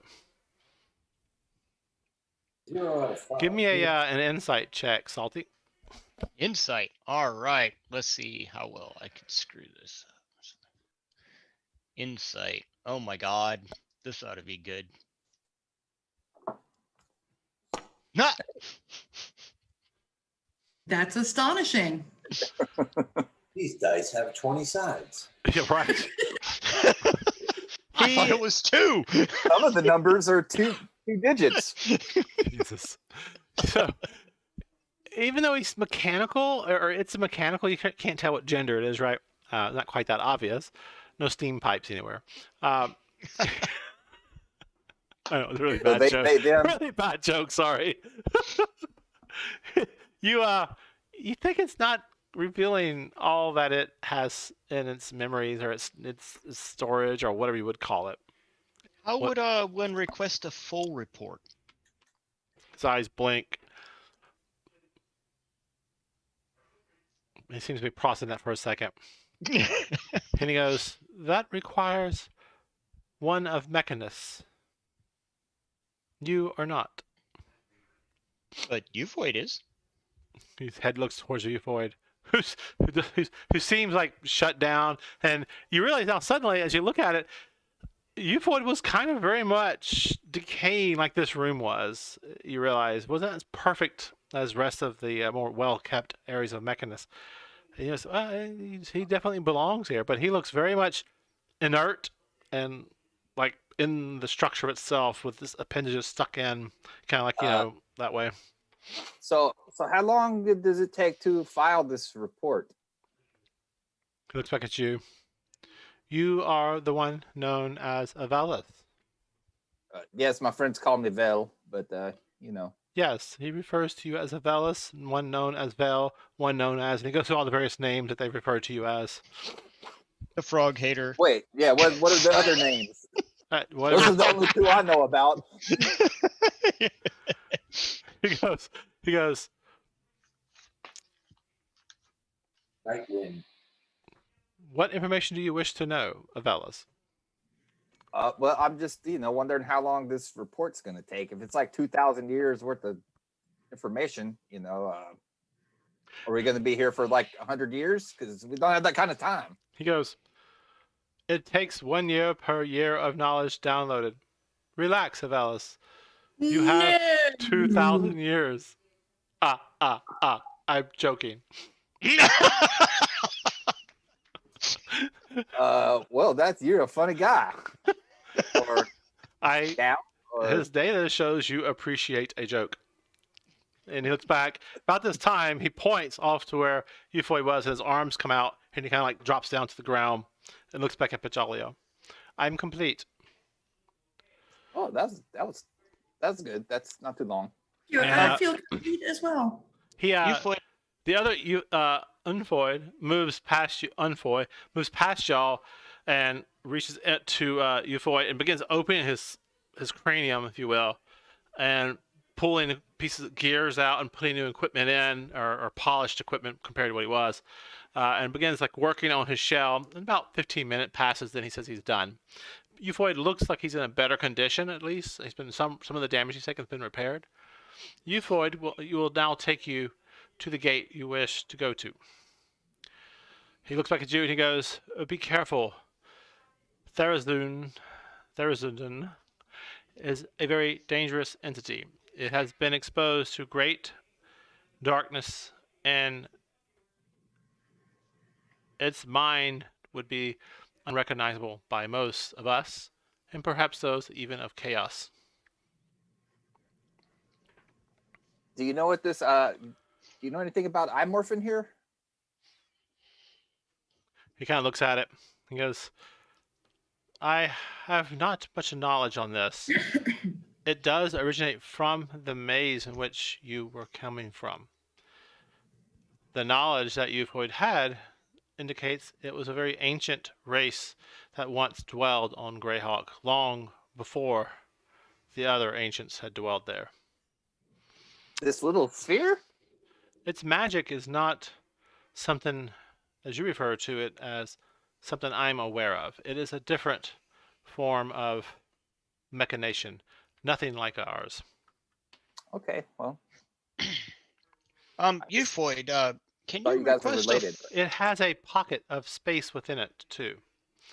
Should be able to hold quite a large amount of stuff. Make sure it doesn't swallow the haversack. You should be able to retrieve that, too, as from what I understand. Oh. Hey, Imorphin. You would basically call that a bag of holding. So That is ancient. we have a spherical floating bag of holding that shoots Sonic rays out of Power it. Ranger rays, yeah. It has I tendrils. love it. It has tendrils. And can pickpocket. It can, yes. Matter of fact, Jay, you're looking for your sword. No, I'm just joking. Eufoid, I say, can you request a full report on the Obris? I can. Can you share it after you get it? He goes back over to the hole, sticks himself back in the hole. Whoops. Sorry, guys. No, few- that's It's okay. been another You know, 1,000 years. knowledge is power. A few minutes later, he comes out of it and he goes, I have what we have on storage here. The Prime has more information, but I do not believe you have the time for the process to get access to that. In your life terms, it would probably take 1 or 2. 1.5 to 2. 1.5 Lifetimes? to 2 lifetimes? Yes. You know, I'm an elf. That's a I'm going to go ahead and say no, thank you. Yeah, just can you tell us what you were able to uncover? I shall. But first, we must move on. And he begins making his way towards the exit, which opens up. He turns one last second, looks back at Unfo, and goes, thank you for extending my mission, and turns around and walks out and begins saying, I will be accompanying you. I am looking forward to this. I was afraid I would be decommissioned. And he walks out to that disc, waiting for y'all to jump onto it. I jump on the disc. wait. So you're going back to Greyhawk with us? Do you have a problem with that? No, not at all. No, that's great. We need to teach you how to play dice. As the last person steps on the disc, who is that? Probably Salty. Salty. again. Well, He's Salty? always looking around. Yeah. So you're like look at that one lone I'm waving to Ufod or whatever his name is. Unfoy. This creature, yeah, the doors have shut, and you see this one outside. It never identified itself. It looks in really bad repair. It kind of does a weird kind of mechanical by as y'all's disc goes and just drops. Give me a dexterity check, Salty, Alrighty. or Or saving acrobatics throw or check. I'm Okay. standing by.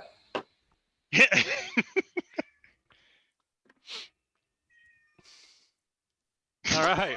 So you're right on between it and the disc as it drops, and you go, whoa, whoa, and you fall back, falling and plummeting towards the disc.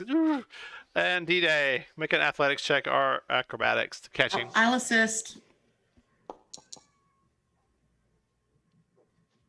19?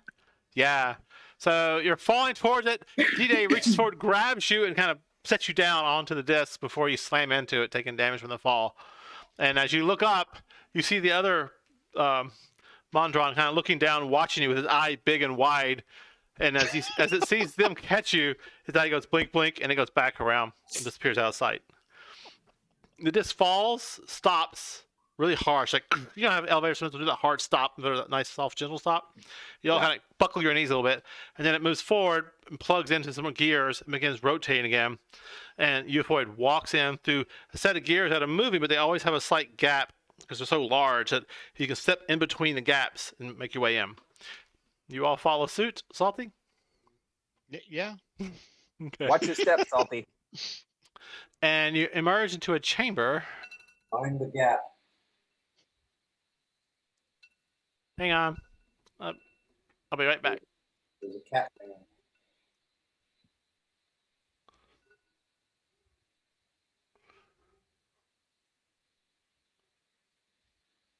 This looks interesting. Grand Central Station. And a bathy escape in the middle of it. I wonder if we're going in that thing.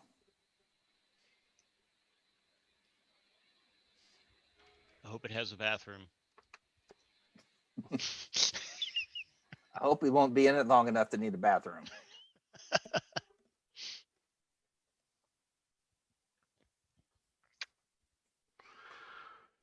My camera's giving me hell. 1 second. Like, are you done yet? Apparently not. I can see you. Yeah, well, it was having problems. I think it's better now. I don't know. All right. Anyway, yeah, so Euphoid goes over to what appears to be not quite this rudimentary. It has a lot more gears and equipment, but it's about the best picture I could find. Appears to be a sphere in the middle of the room, and he sticks one of his arms to it, turns, and the sphere opens up, and steam rolls out, and he goes, please. And he points for all of you to go up the stairs and into it. As he immediately up to the side, he begins adjusting gears, knobs, and buttons, and pushing things, and pulling levers, and getting it synchronized. He tells you with Orith, and he will try to Do get you you. need any help? I can turn some gears. He turns and goes, "No, please, no, do not." Fine. Really quick, like faster than you've ever seen him move before. Upgrades. Right, got it. Get in the sphere. You're going to get along great with this party. I can already tell. You're going to fit right in. As you all get into the sphere, Euphoid follows last, and the door is shut, and that suddenly is a bright light, a whirling noise, and that same sensation you had earlier being twisted and pulled and tightened occurs again, and it's not pleasant at all.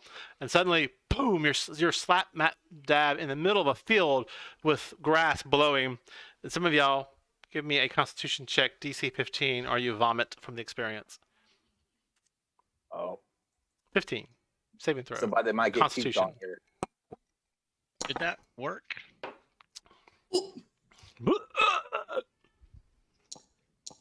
There we go. So just ability or saving throw. Oh, okay. All right. Hang on. What did I do here? Constitution. Uh-oh. DC 15. Those who fail it just retch up from the experience. If I have the wherewithal, I'd like to swallow. I'm assuming Sphere Imorphin is right next to me. Yes. I'll open up Imorphin's. Oh no! It goes all over the stuff inside. No! Stuff. Imorphin makes a dexterity save. We roll to get away from you. There's some +2 crossbow bolts in there, man. Oh, that was a different entity. No, he doesn't do it. You do. Into the hole, like, then you shut it, and it goes, pulls away from you, really pissed off. It like spits out the vomit. Oh no, dude, just wait till we're out of the sphere. That's why I did that. You are out of the sphere, as I said. Okay, now you can unload. He has, and you realize you think you're back on Greyhawk. Morphin's on the ground. His arms are all pulled in. They kind of come out, and he picks himself back up. He looks around. This looks correct. If I am correct, the valley should be, and he points off northward. And it's 8:04. I think we're going to stop here for the night. It's a good spot. I'm mad about it. I'm very, very tired. You're muted, D-Day. What'd you say? You stunned us into silence there for a second. Okay, and give me 1 second before you all We were waiting for you to tell us we needed to make a death save. No, just giving you a little tour of a particular plane. Oh, that was cool. I've never actually done anything on Mechanus before. Not gonna lie, I didn't expect us to get out of that one chamber, so everything since then has been pure bonus. So we're now in some grassy field, you said? Yes. And give me 1 second here. I apologize to Imorphin for puking in him. Yeah, I'm sorry about that. I just didn't want to make a mess in the sphere. And Worst date ever. 0 out of 5. Do not recommend. All right, so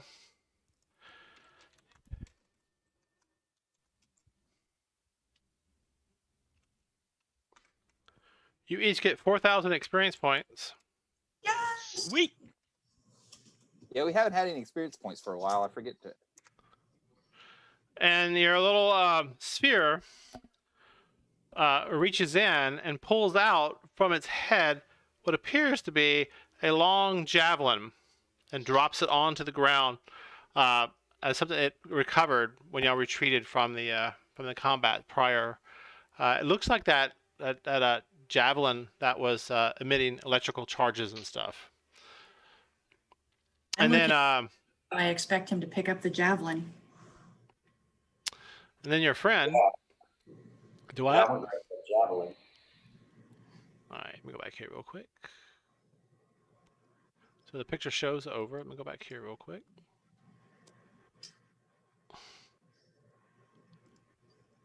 And what's it doing? That's weird. Showing 29,780. That's what I'm showing. Yeah.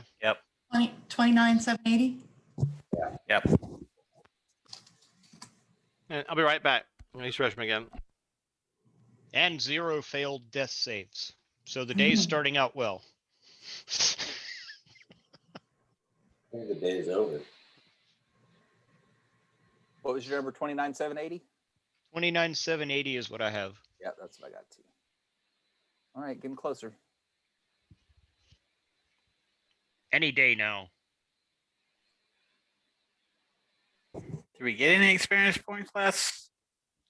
I don't remember. We haven't had experience points for a couple of sessions that I can recall. But that might be included in this. All right, So y'all. saves. You guys heard everything we're talking about, right? Okay. I've got good wisdom saves. I've got pretty good wisdom. I got 16 wisdom. Oh, mine's not that good. I would think that probably the druid is our probably best. I got Yeah, Plus my nine. inside's +6. So I asked him about this javelin. So what's up with this javelin? You just vomit javelins? Don't I look at think javelin. You're muted again, Hexa. Eufoid did not drop the javelin. It was the forget the name of it. Imorphin. The Imorphin. The Morphin Ranger dropped it out of its hole. Kind of shakes it, gets the vomit off of it, and drops it on the ground. What else you got in there, buddy? His head kind of twists, reaches in, pulls Out some vomit. pulls out some vomit, throws it at you. And just like pieces of metal, daggers, throwing stars, and things. He just like the stuff it's collected over time. And it finally kind of rolls and begins dropping things out. Obviously, it's collected bits of metal and chunks of things over time from that maze that it was stuck in. And you're kind of looking through it, and there's a book, a big tome that's in there. It falls out.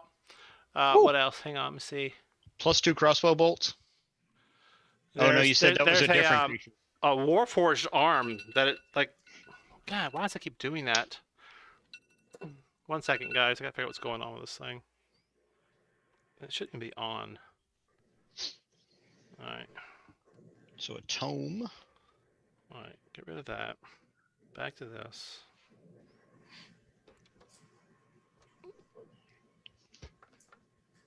Can anybody detect magic on this stuff? Yeah, it drops that, and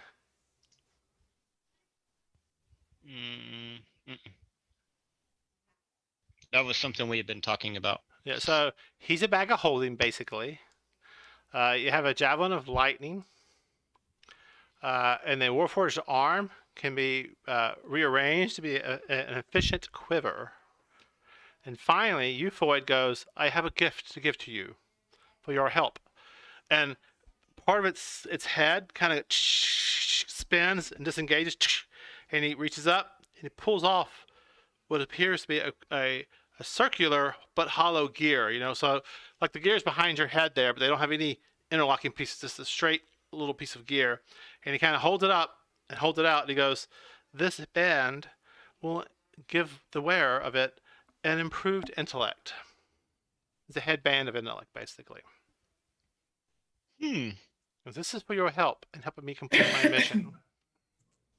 You're welcome. Headband, it's a wondrous item. Your intelligence scores goes to 19 while you wear the headband. Has no effect on you if your intelligence is 19 or higher without it. Ooh. My intelligence is plenty high. I've got 8. I have this many. Well, that could be Same. I useful. would spell or maybe salty with But I'm their very brave. And- their skills. And now the tome you find there. Well, plus all of my,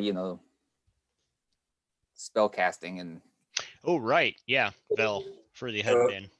Any objection to me grabbing this javelin? Grab it. Yours. I might be able to pick it up. I couldn't throw Somebody it. but- had in their wish list an intellect. I know that. I believe. Got it. let's see here. I- So how about this tome? I've forgotten about my wish list a long time ago.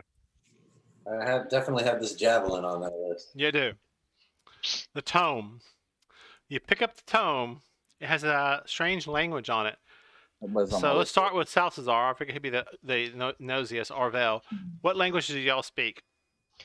Ancient Siluise, Draconic. I'm looking for my languages. Orphean. It's got common, draconic, elvish, thieves' cants. Where are languages on here? It's Dakotonish. quicker over here. Oh, and Primordial. Yeah. None of you recognize the language right out. Hmm. Speak any practical languages? Common. Oh, all right. Good one. Draconic's pretty Is it- practical. What other languages do other people speak? Urch, what language do you speak? Common, deep speech, druid, elvish, orc. All right. Nope. D-Day? Common? And giant. Okay. Althea? Orc, Draconic, Common, Elven, Gnomish. Nope. None of you recognize the writing. Hmm.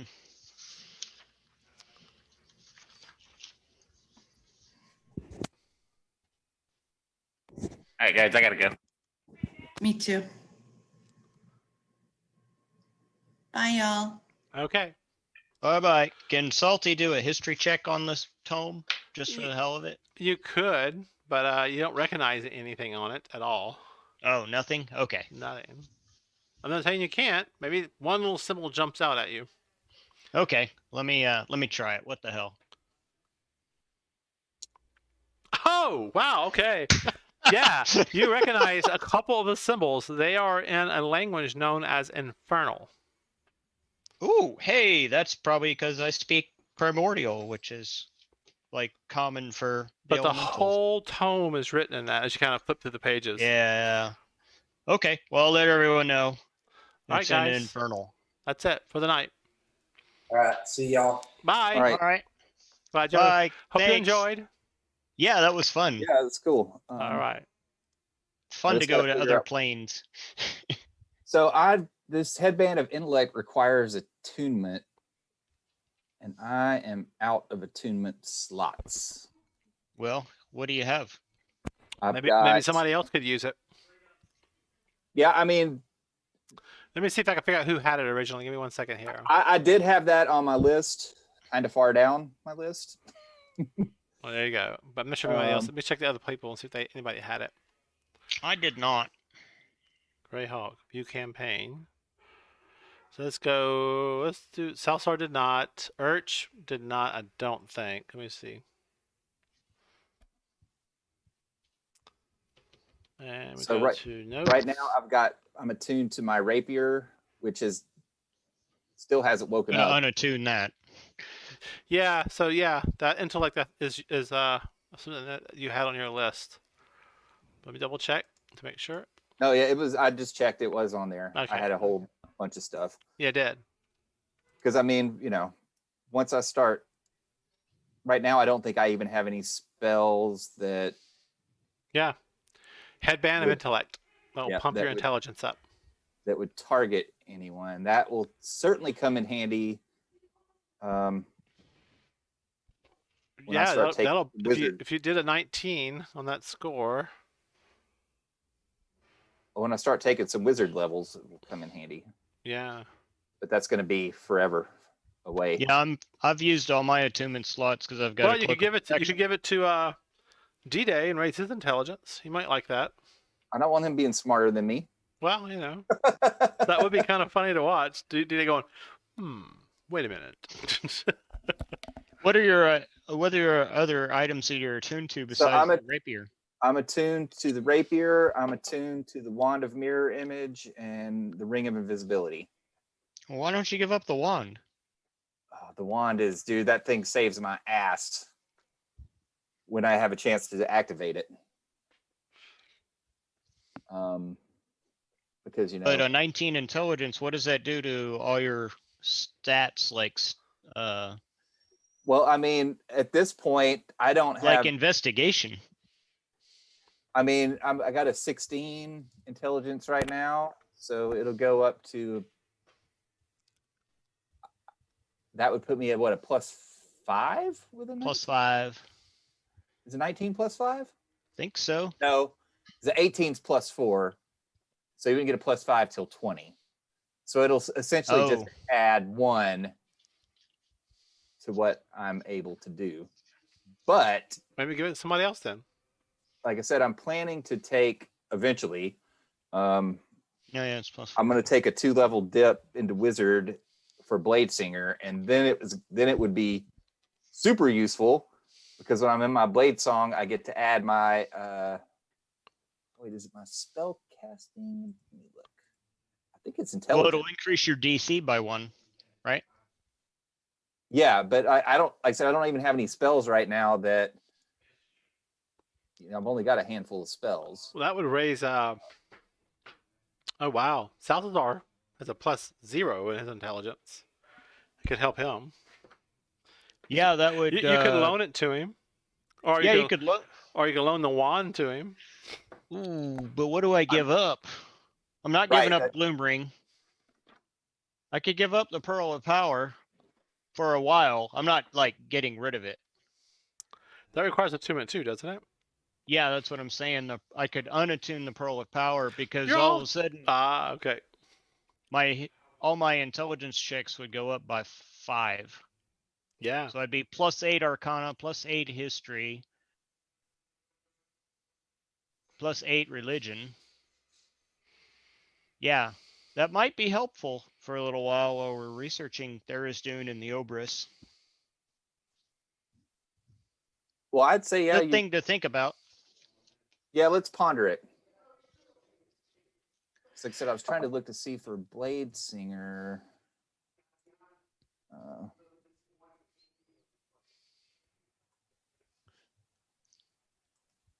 So when do the items awaken? Is it? They have the potential of awakening at 7th level and up. Although I've been reading some stuff by Matt and a few other people saying you might want to wait 1 or 2 levels longer. Okay. Because you're already very powerful as it is. That's true. Yeah, it shows up in my die rolls all the time. Yeah. I mean, I think I could potentially. That has nothing to do with your power level. That has to do with your luck. I could unattune from the rapier. What? I'd still get the magical bonuses because really the attunement, unless you're attuned to it, it's just a +1 weapon.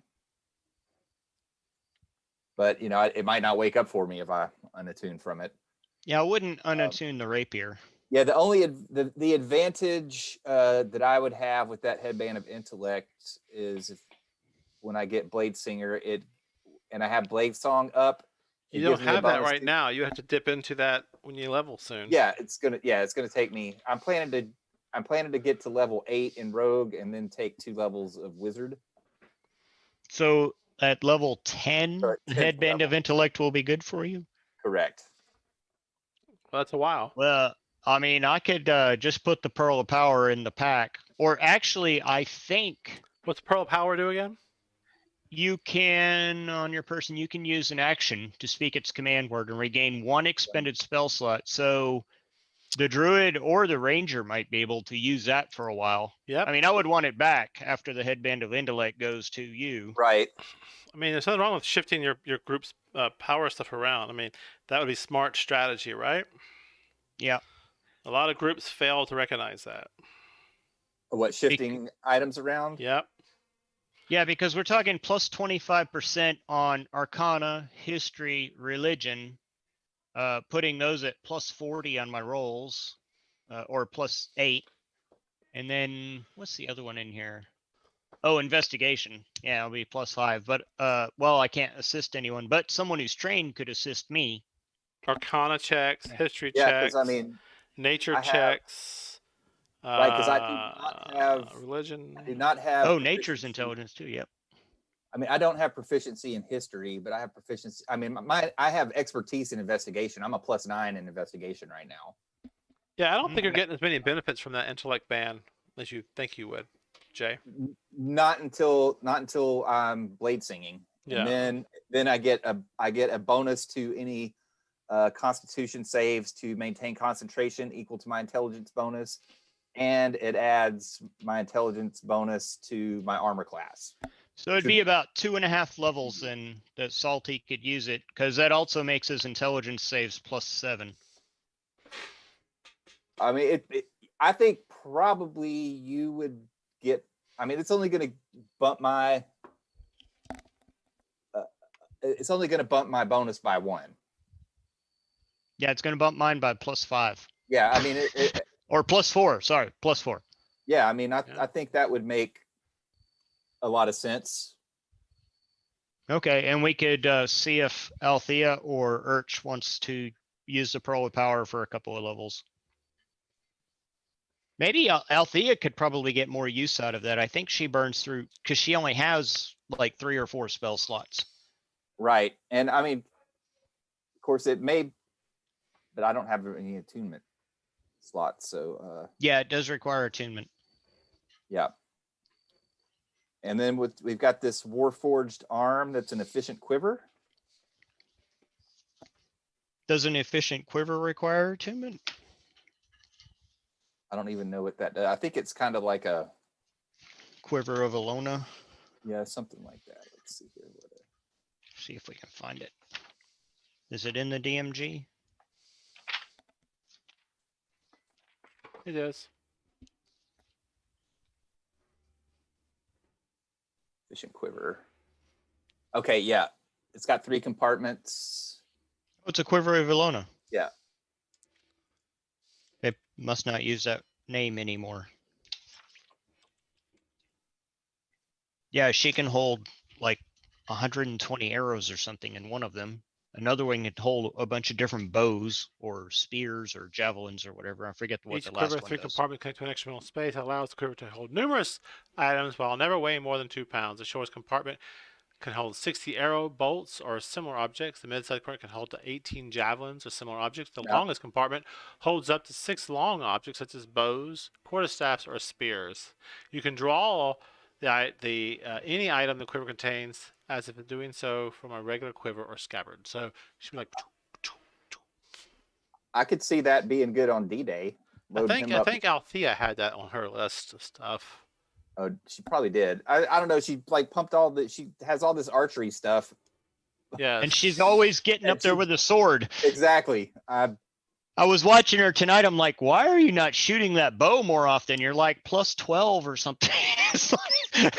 Because yeah, she's got archery fighting style. She's got bracers of archery. Talk to her about. Maybe she's forgotten her build. Yeah, I don't know. I think she just likes to. She does like to swing. Yep. She has a longbow, but see, I don't think it's magical. No, she has to use the arrows. Yeah, so obviously I need to throw a magical item for her to use to help. That might promote her to use it. I could definitely. Yeah, use she has something sufficient quiver in her stuff. So I could use something. she wants an oath bow. That's why I'm holding off. Who has the oath bow right now? Nobody. Nobody. Ellisir. Somebody has Ellisir had. Ellisir had it in Phandalin. Somebody had a badass oath bow. Yeah, Ellisir did, and then he was an in Lost assassin, Mines. and he had elven Oh, yeah. accuracy. Oh yeah, he was terrible. Yeah. But doesn't Doomsday have something? Bracers, cleaver, javelin, ring of warmth, stone. No, I guess not. Yeah. All right, yeah. So she wants an oath bow. It might be why I'm holding off. I think I might have actually made her current bow a potential awakened item. I haven't decided yet. That might be better than an oath bow. She'd have to write it up. All right. Yeah, well, if my thing will ever wake up, I can shoot lightning bolts from it. Yeah, I'm debating when I want to light because you're already doing shitloads of damage, man. I know. I mean, Jesus Christ! Not like you're hurting. I know. I'm looking back at my gloom ring. I'm like, man, I way underdid this. What can I say, Oh, if man? it wakes up, I'm- Salty's going to be moving around a lot. Your gloom built- ring, yeah. I built an optimized rogue, man. What guide did you use, or did you figure it out yourself? Oh, On the- I don't know, just reading general stuff. Yeah. I mean, and then kind of like, oh well, yeah, that's pretty sick. I mean, it's pretty straightforward though. Just with, I mean, just a rogue on its own with sneak attack does shit tons of damage. Yeah, there was a bunch of people saying that Pathfinder 2nd edition, you're kind of limited in what you can do with your character builds. You always want to do the most efficient attack. You never want to do the least efficient attack. And I'm like, well, is that the fault of the game master? Is it the fault of the player? Or is it a combination? Or just a lack of imagination? Or is it the fault? Is it a rule in system? The rule system, yeah, that just kind of says, okay, well, if you don't do this, You're penalized. you're lame. Yeah. Yeah. But I think it might be like you were saying, like maybe all three, because if you're focused totally on the numbers and less so on the role playing, then you're going to go, power build. Yeah, And- especially if your game master stays within a box, right? Yeah. And there's Well, not. So I if just- you go I ahead. can't help but do a power build. It's Yeah, but you also like role playing, so I could see you maybe foregoing something just to get a good description of something happening in the game. oh sure, in and game, yeah. yeah. I've made bad decisions. Yeah. So So that's but in terms of like just the mechanical build of the character, I basically all I did you go arcane trickster and use booming blade because you only get one attack anyway, right? So that's an extra D8 plus the D8 from the sword, and then if I could get Shadow Blade going, I can use Booming Blade in conjunction with Shadow Blade. So that's 3d8, 2d8 from the Shadow Blade, 1d8 from the Booming Blade, 4d6 from the sneak attack. And then I took Elven Accuracy. So anytime I have advantage, I'm rolling 3 dice instead of 2. It has a little bit of a crit fish component to the build. But No when I hit tonight, my God, I did 60 points of damage. I know. no, it was only 56. Now come on, don't. Well, don't, that's because I embellish. That's because it was 51, but then the Booming Blade damage for some reason didn't roll. Oh. Yeah, and a lot of the online game masters complain and bitch about that exact build, but I'm like, just give your creatures more hit points or don't worry about it, But, Yeah, right. or raise your armor class. If Yeah, I mean, don't penalize characters because they built badass characters. right. Build badass monsters. They'll enjoy the battle. No, I'm having a lot of fun with Vel. Yeah, So I what- think one thing Salty needs to add to his wish list is something to bump his charisma. Because Well, reprocess your wish list or look at your gloom ring. Maybe we can tweak that to help your charisma instead. yeah, we could do that. Well, On the gloom ring, because the other thing that you never responded to is the fact that the gloom ring might be intelligent, so that could Oh, be it is. It is. oh cool, that'll be some fun role playing. So maybe his intelligence maybe its intelligence guides you for your charisma checks and stuff and gives you a little more charisma because it's like no, you don't want to snarl at them, you want to smile. No, that's the wrong kind of smile. That's a creepy smile. No, don't Are be you a a child creep. Don't be a molester? creep. Yeah, that'll be fun. Whose self is our talking to? Oh, his ring. Don't worry about it. He's Oh, he arguing talks again. to his ring. Okay. Get an argument with him. Just leave him alone. He'll resolve whatever it is he needs to resolve. Well, I mean, you should get your charisma to 20 next level, right? No, it's only a 16 right now. Because what did I do? You took a feat, didn't you? I took the sniper feat early on. Let me look. I thought I took something, or I split my ASI. Yeah, I did Dex and Charisma because I was trying to get my because the Dex gave me another +1 on armor class and attacks, but then I realized that Charisma was my spell attacks after I'd Right. done that. It was like, so anyway, but it did bump up my armor class by 1. Right. That's the next thing I need. I need more AC. I just can't get in there and That's not your goal in life, is it? toe to toe. No, not really, but it would sure help. Person who needs And AC. honestly, Person who needs AC is your barbarian. Yeah. well, shit, he's already got. I think his AC's a. I What? know. 18? I don't see much AC getting dealt out. I need to be able to hit you bitches. Come on. Otherwise, the monster's going to have +10, +12 to hit, and you're not going to like that because they will hit a lot. Well, Yeah. apparently all you have to do is Dex saves. I mean, Oh, I'm good with those all day long. I was crawled like, those yes. characters. So what's their weaknesses? Let's see here. I was like, and oh, I God. got a 6 with a +5. It's like, are you kidding me? That's not my fault. Not my fault. No, I know. It's just Yeah, when you salty. did that, I was like, please let it be a deck save. Please let it be a deck save. All right, guys, I'm gonna kill the conversation. But All right, well, that was all right. fun. great. Yeah. Appreciate it. And I guess we'll talk well, it'll be more when we got 2 weeks. we got Icewind Dale coming up on the 2nd, Yeah. Oh, okay.